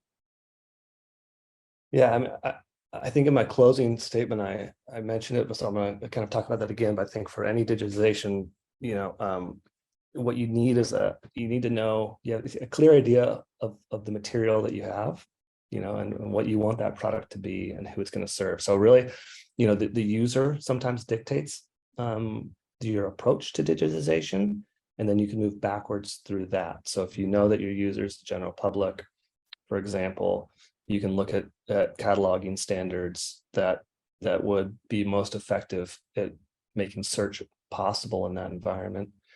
Repeatability, I think, is really important. So if you're creating a workflow with equipment, making sure that you're being very consistent, that you're repeating the same process and trying to control your environment as much as possible so that you don't start digitizing 1 year and then in 3 years, you have a different version of digitization. You want that to all connect if possible. So take time to formulate that idea of how you're going to build it and do your best to stay consistent, because that'll just make life easier when you, let's say, move to a new platform. Let's say we digitize and we put all our content into one system and we use that system for a number of years, and maybe that system is going out of business or the software is getting outdated and not operable.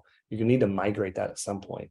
So it's nice to think about, if you have consistent underlying data, when you move that data, at some point you will, that it's structured in a way that makes that as easy as possible.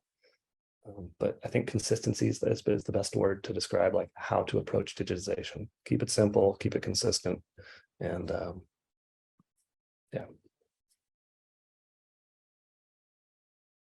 Goodness, sorry, I haven't unmuted myself properly. Thank you so very much. I think we have a follow-up from Alexander.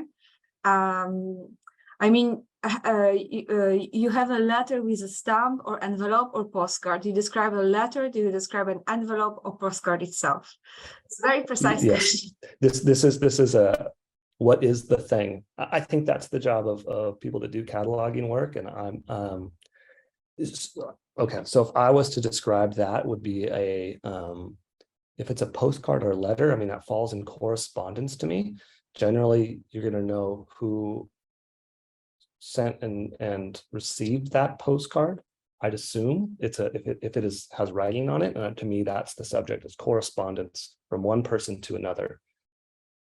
It takes the physical form of a postcard. It has a stamp on it, but I wouldn't describe it as describe go into depth about what the stamp is or exactly what the postcard is. That said, if you are a stamps museum or a stamps archive, the stamp is probably the most important part. And maybe the to from isn't. Maybe you don't know who that is, and then you focus on the stamp. So I think it depends on what your collection is, and again, who you're trying to serve with that, because you're not going to be able to describe everything on an object.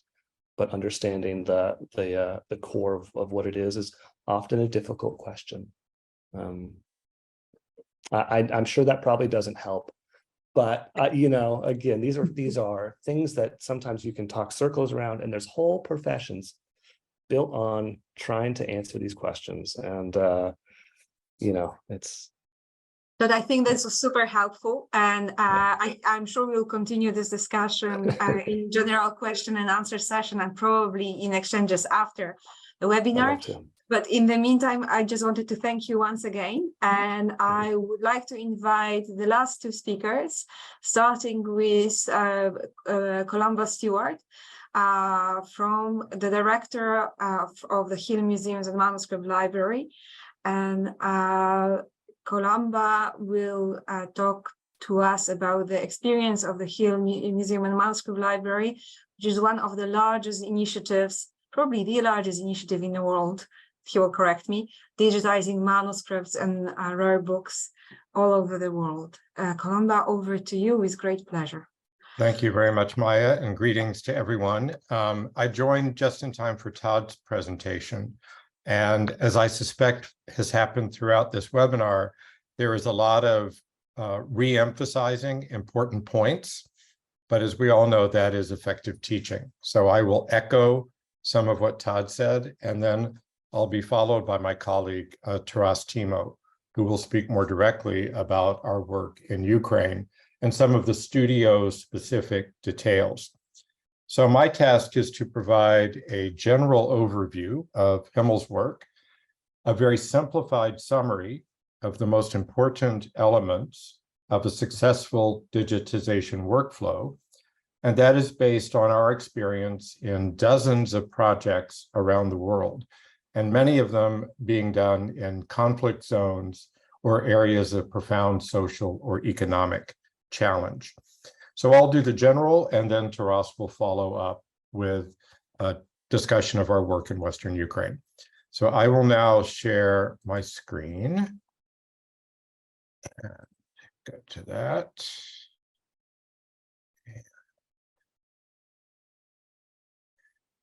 Here we go. So digitization workflow, data archiving, cataloging, online access, all of these important things. So about us. The origin of Himmel, as we call it, Hill Museum and Manuscript Library, was during the Cold War, and the idea was to microfilm manuscripts in Europe in case there would be a World War III or a nuclear conflict. But very quickly, we expanded our focus beyond Europe, and already in the 1970s, we're working in Ethiopia with an incredibly groundbreaking project, which ultimately microfilmed 8,000 Ethiopian manuscripts. This is what things look like in the beginning, with the great mobile microfilming studio in front of the Abbey of Kremsmünster in Austria, and our founder, Father Oliver Kapsner, and the microfilming setup there on the right.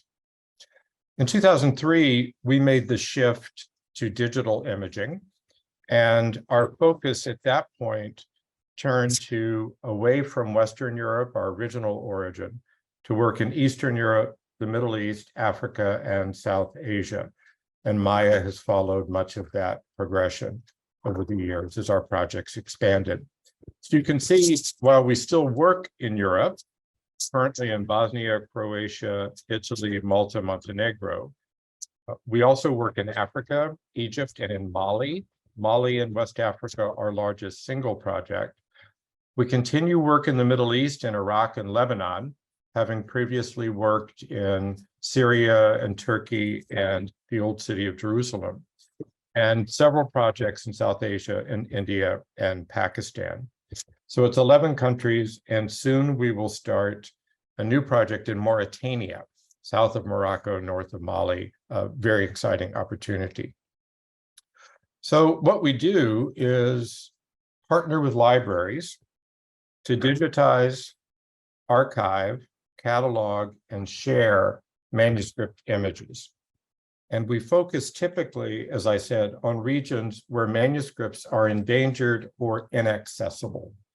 In other words, a private collection or a collection in a church or a mosque or a monastery, which is not a functioning library in the conventional sense, but which has an important collection that they would like to make available to researchers.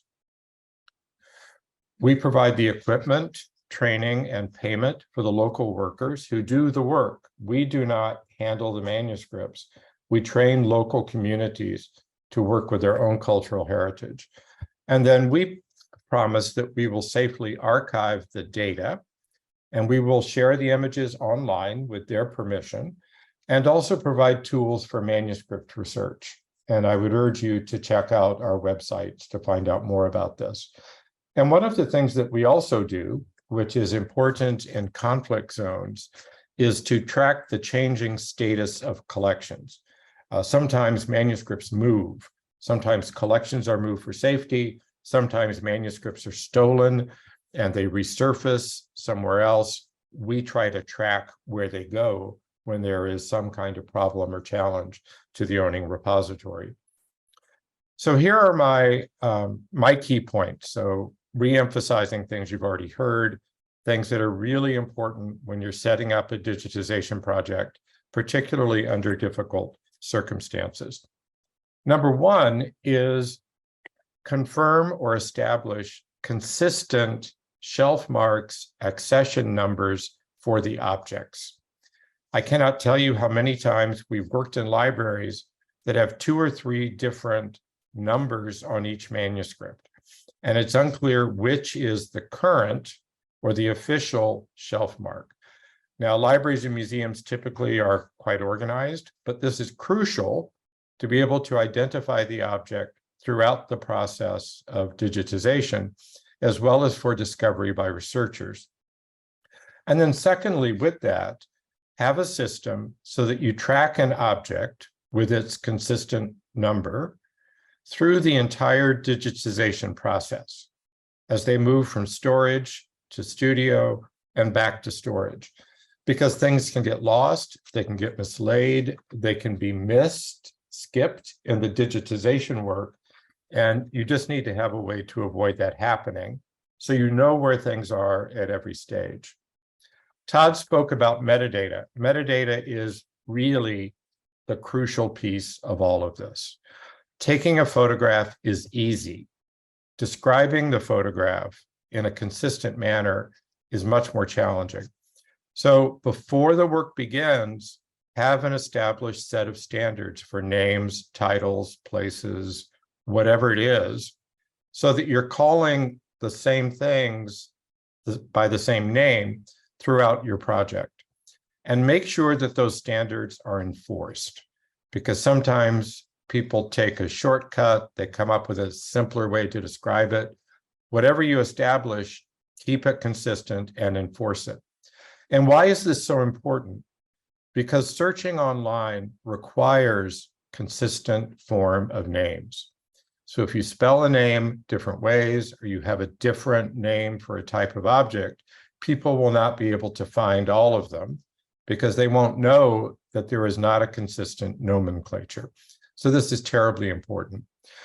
One of the things that we have done is develop the Himmel authority file, and the URL is there on the screen, which is creating a list of names of people, places, works, etc., which are not represented in standard international authority files. And this is publicly available on the web. It's for all of you to use.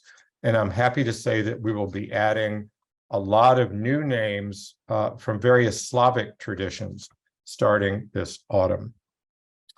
Data archiving plan. All right, you all know multiple copies of each image, store them in multiple locations, and always have an ultimate safe storage option that can be in the cloud. I would recommend in the Ukrainian context, something out of the country, We ourselves in Minnesota, in the USA, for our digital collections, have a copy of everything inside a granite mountain in the American Southwest as the ultimate backup if everything else goes down. This is critically important. Then it's also important to have designated personnel and a documented workflow so that each person in your team knows what their responsibility is, and they're not duplicating effort, or they're not missing a crucial step in the process. And it's important to document what each person does in case somebody else has to take over. So let's say somebody goes on a maternity leave, or let's say somebody is ill, or someone takes another job. You need to be able to pick up the workflow and know exactly what that person was doing. And then my last point is the question of public access to digitized material. So first of all, will you allow the general public to access your digital collections?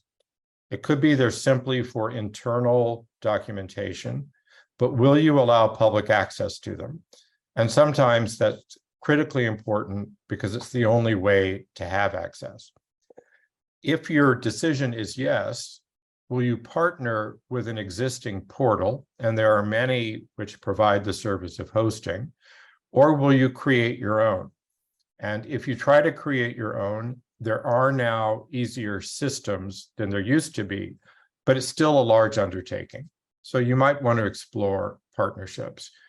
If you're interested in seeing our digital portal, I invite you to look at our online Himmel reading room. You can access this through the URL on the screen, vhimmel.org.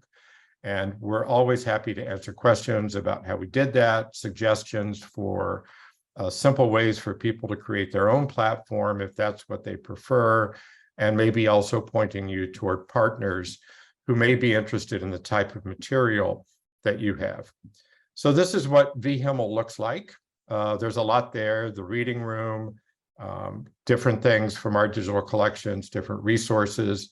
You'll also find on our main website, hmml.org, links to the Himmel Authority file and other resources for your work. And this is how we display our digital objects, remembering that almost everything we have is manuscript or early printed book. We do have some three-dimensional objects, and you can find those on the same site.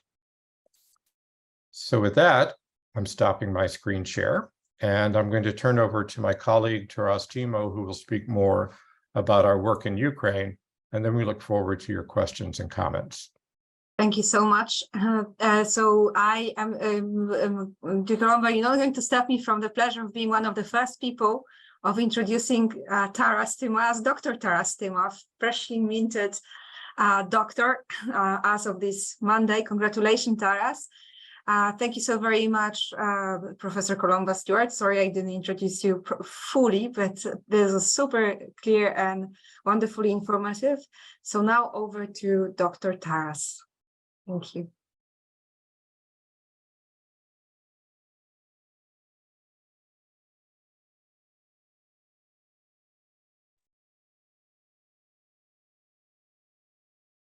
I will speak. Could you move into full screen, please?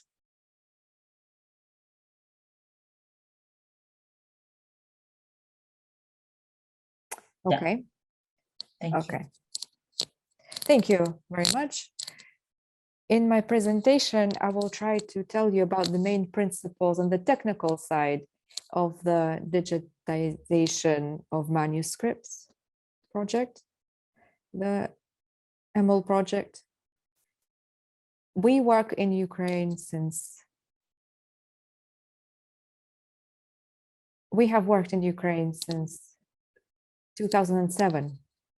But in fact, formally since 2007, but really fully since 2008 with the institutions that you can see on this slide. Unfortunately, mainly in the west of Ukraine, because so far we haven't been able to establish any reliable cooperation with the museums and archives in the rest of Ukraine, apart from Kyiv. although we're constantly trying to do so, but it's not been so easy, seeing as the culture, the museum and archive culture and library culture has been quite conservative in Ukraine.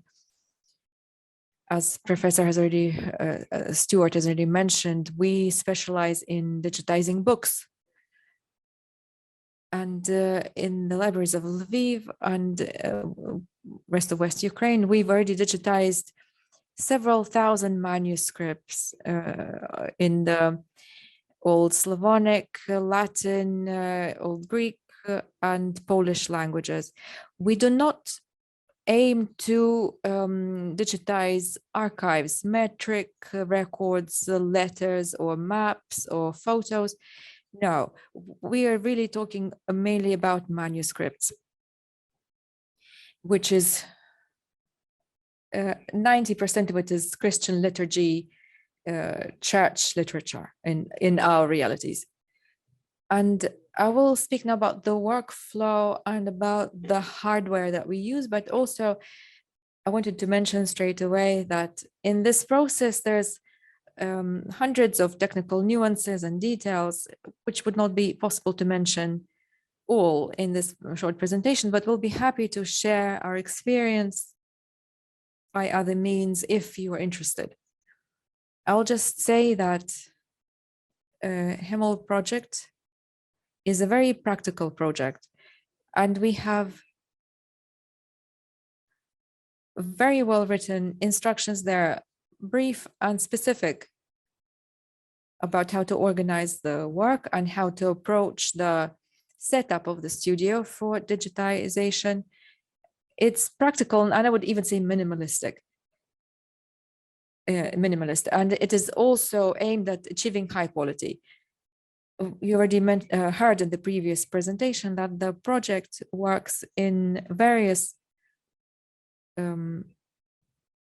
locations in third world. Sometimes they're not very accessible, sometimes there are conflicts, sometimes they're poor.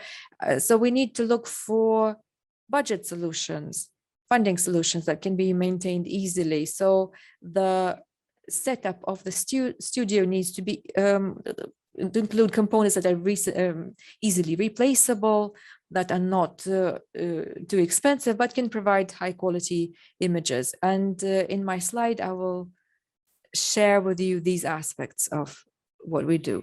And if I were to sum up our approach, it's 3 words: simplicity, efficiency, and practicality. What we mean is technical simplicity that I've already mentioned. As you can see, we use very simple columns that allows the camera to move up and down. We use ordinary studio lighting that can use a flash, but the flash doesn't go at the book, but at the umbrella. And so the light doesn't harm the document. And then there's an ordinary computer connected to this installation. And this is a very efficient system, not only from the money point of view, but also from the time point of view, because photos are quicker than scanners. Scanners are usually slow. And this is much more efficient from the point of view of time. An operator during a working day can make from 1,500 to 2,000 images, which is a very good result. And here I'm providing a table that I'm not going to comment on in detail, but it's just a list of all of our studio equipment. And apart from these things that you could see in the photo, you could see the camera, the column, the lighting. There's also a number of adapters and connectors, but they're not very complicated things, and they really are very inexpensive. So the studio is made up of all of these things, and what you can see on this slide, and that's the cost of the whole studio as of 2019. it hasn't changed very much. And all of the equipment for making images, the lighting, the computers, and shelves for books, all of this is $6,500. And that's basically the cost of a regular scanner, ordinary flatbed scanner for high quality archive materials. We use ordinary cameras, Canon, you can see EOS 2, and you can see the price in UAH.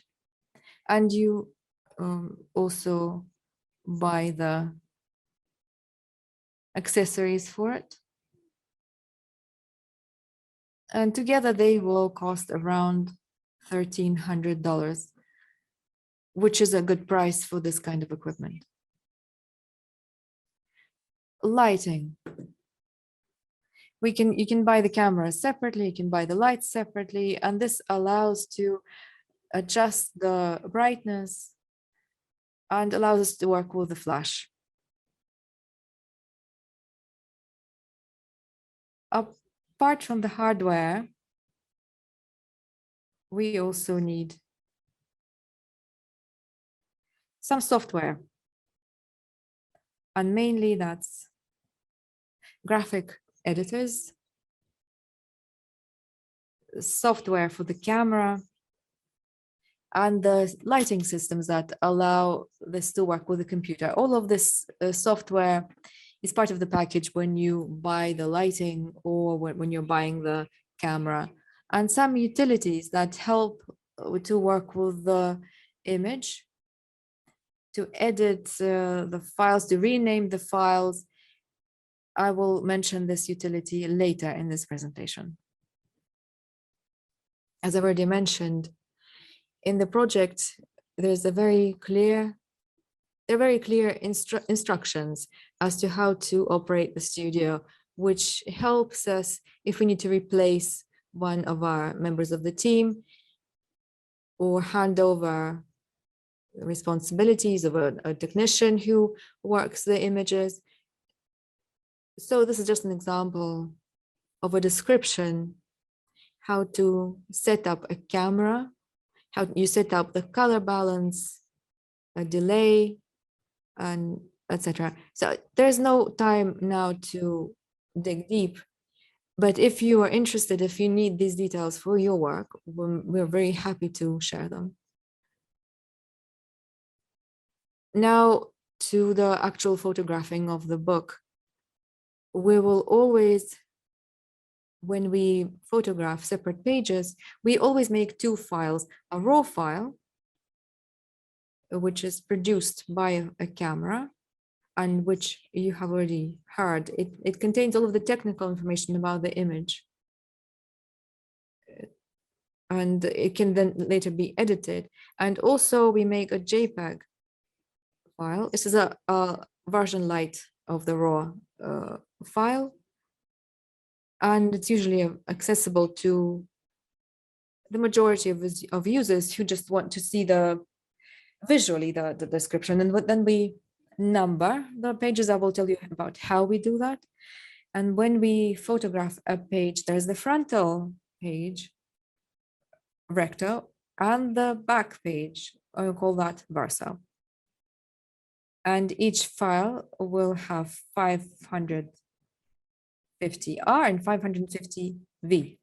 And apart from the photographing of the pages that carry this useful information inside the book, obviously we also photograph the book as an artifact because it's a manuscript, it's unique. So we will photograph it from every possible angle and we will name the files.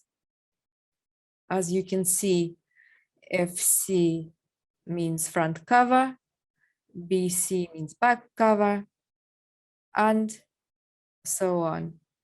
We take photos from the sides, from the back, from the front, top and bottom. And we also make a separate page, and it will be then filled in by a librarian or an archivist or museum staff. and it contains metadata, and that's basically a scientific description of each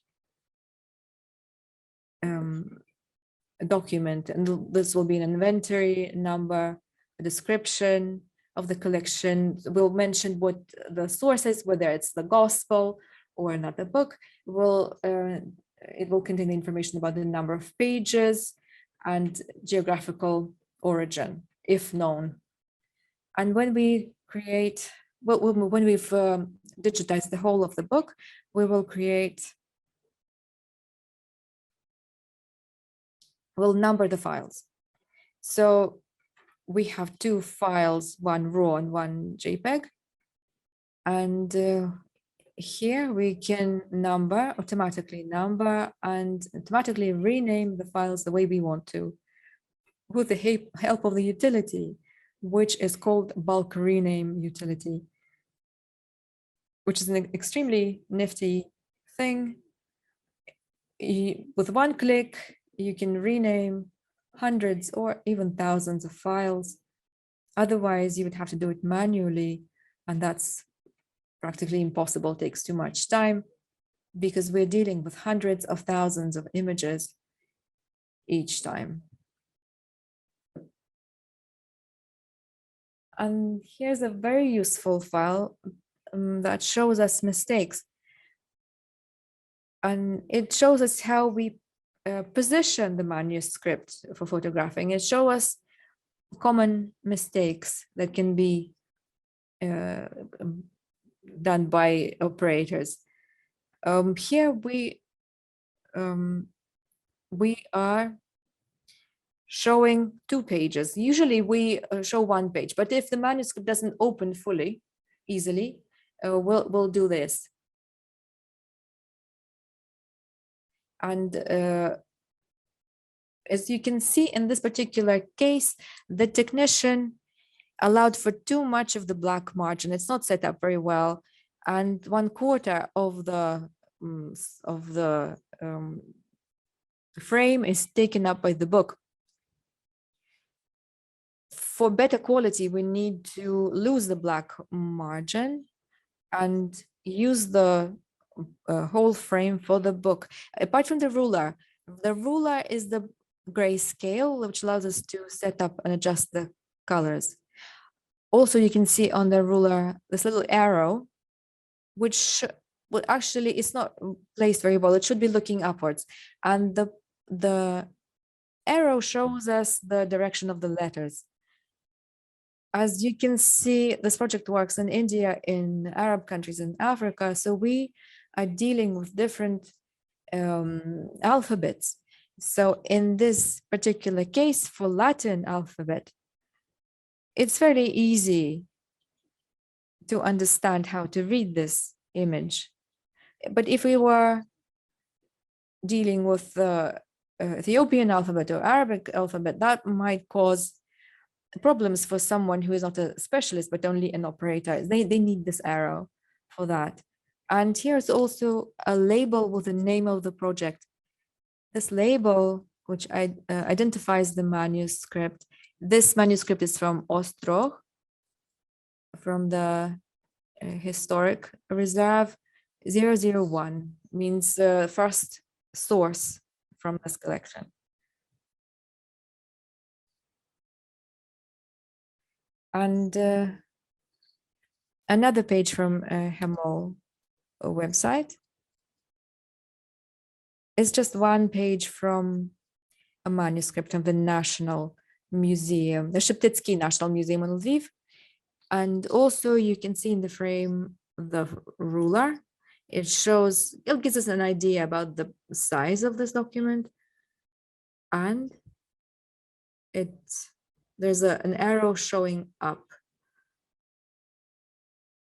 And there may be a fuller description of the source so that the researcher who's using this information could understand what this document is all about. Thank you. If there are any questions of technical nature, we'll be happy to answer them either now or later bilaterally. Thank you. Thank you so very much, Taras, and thank you again, Colomba. We have some questions in the chat, and I will ask our colleague Darina to read them out. Maybe read one question and then let you answer, and then read the other question. Darina? Дякую, Маю. В нас перше питання було відповідно First до question was Колумби. about to Безпосередньо Colomba. Does any of the participants have experience in assigning DOI to archival documents? We have not ourselves used that system. And I don't know, to be honest, how widely it's used in the archival community. I've certainly seen it used for certain sorts of works, but that's something I can't really advise on. There may be somebody else in the webinar who has more direct experience with that. I think that maybe at this point we can open the session to all the panelists, and if any of the panelists would like to chip in, we invite you to do so. And we also have the option of continuing conversation after. I will outline it in our wrapping up remarks.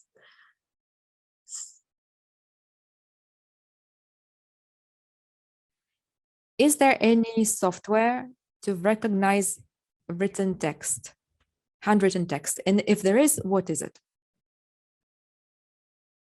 There are multiple projects right now trying to work on non-Latin scripts. Now, of course, Cyrillic script is as easy as Latin script to do HTR, handwritten text recognition. So there are good programs for that. The holy grail right now, the real goal for these projects is working with Arabic script and other complex script systems. And there are some very promising ones available with pretty high success rates. But if you're working simply with either Latin script or Cyrillic script, it should be, there are a number of options that are out there.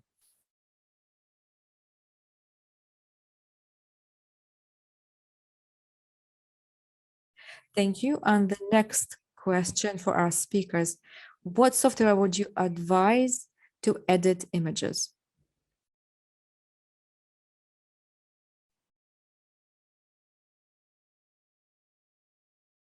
To process images, I gave you information about the software that we use. I've lost it, it seems. This is what we use. If you need to copy this table, you can drop your email address in the chat and I'll be very happy to share this. This is Adobe products.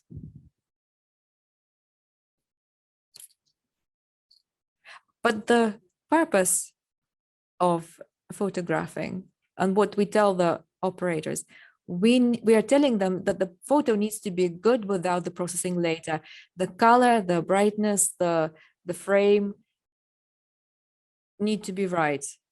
Because what I'm saying is that we will make thousands of images in one station. If somebody then will have to Photoshop it later, it's impossible. Without a particular need, we do not process photos, images. Thank you. We also have a comment to our speakers.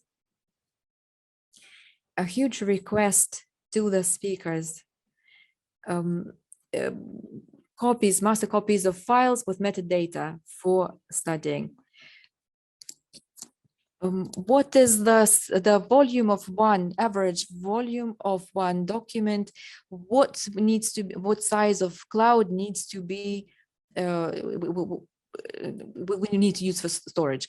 25 to 30 megabyte, JPEG 5 to 6 megabyte. If we use JPEG normally, if it's read from a computer screen, it can be zoomed so that you can see every letter. That's very good quality. And for a raw file, it's even better. You can project it to a billboard or print it out for a billboard, and it will still look like high quality. Thank you. That's all the questions so far. Wonderful. Which is also very well. I'm sure that there are many more questions, and many more questions will come up. But we will slowly need to wrap up our seminar. So it is just my pleasure to thank everyone, above all the speakers, for being absolutely fantastic with sharing your experience, your knowledge, answering questions, and allowing us to learn from you. We will, as a bit of housekeeping, we will of course post all the information online through Aliv YouTube channel and possibly through other channels in Ukraine. We will email everyone the links. That is a link to the published recording, but also the links to all the links that were mentioned during this discussion, and also any links we will identify when we have time to go through the chat. Thank you so very much to all the participants for being very active and for sharing their questions and their experiences as well. And we are very much looking forward to continuing this discussion. I know that Anastasia wanted to provide some final remarks, but I believe she was called to another meeting. Oh, there you go. Wonderful. So Anastasia, this is my pleasure to hand over to you for the last closing remarks. And thank you once again for collaboration on this webinar. It has been a pleasure, as always, to work with you and with all the speakers and colleagues from Ukrainian libraries. Thank you.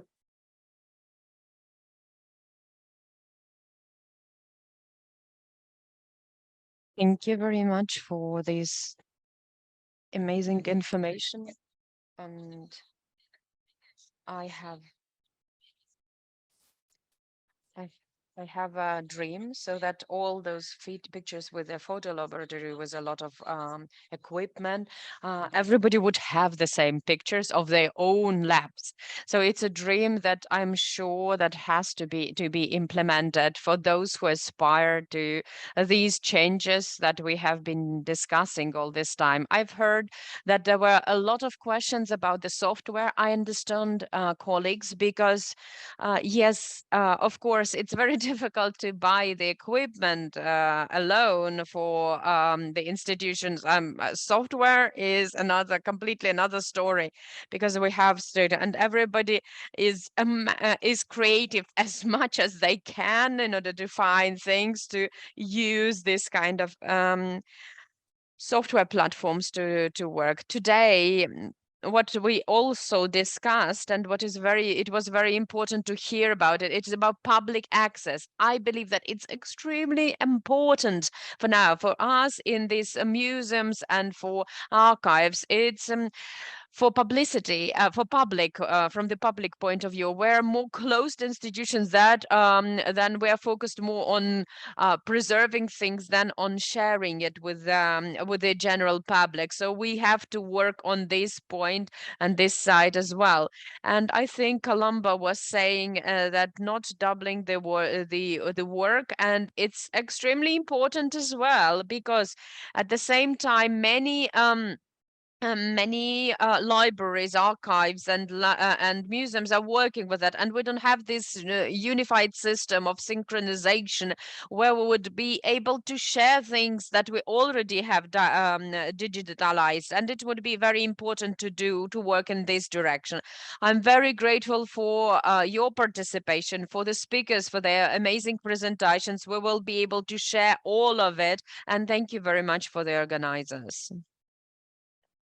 Thank you so very much. And I am going to now ask the Aliv team, my colleagues, Darina, Alexandra, Elsa, Maria, who have worked very hard on creating this webinar, and our wonderful translators. If you guys could reveal yourself on the screen so that we can thank you. You have been absolutely amazing. So thank you so very much for all your hard work and for making this happen, because you are the heroes of working behind the scenes and making sure that everything works. So we're very grateful to you. And once again, round of digital applause to our wonderful speakers who did a phenomenal job allowing us to learn and giving us pointers. And best of luck to everyone in Ukraine launching their digitization projects. If we can do anything to help, we are here. Please contact us. We are at your disposal to help in any way we can. Thank you so very much. Goodbye, and until we see each other again, maybe next time in real life.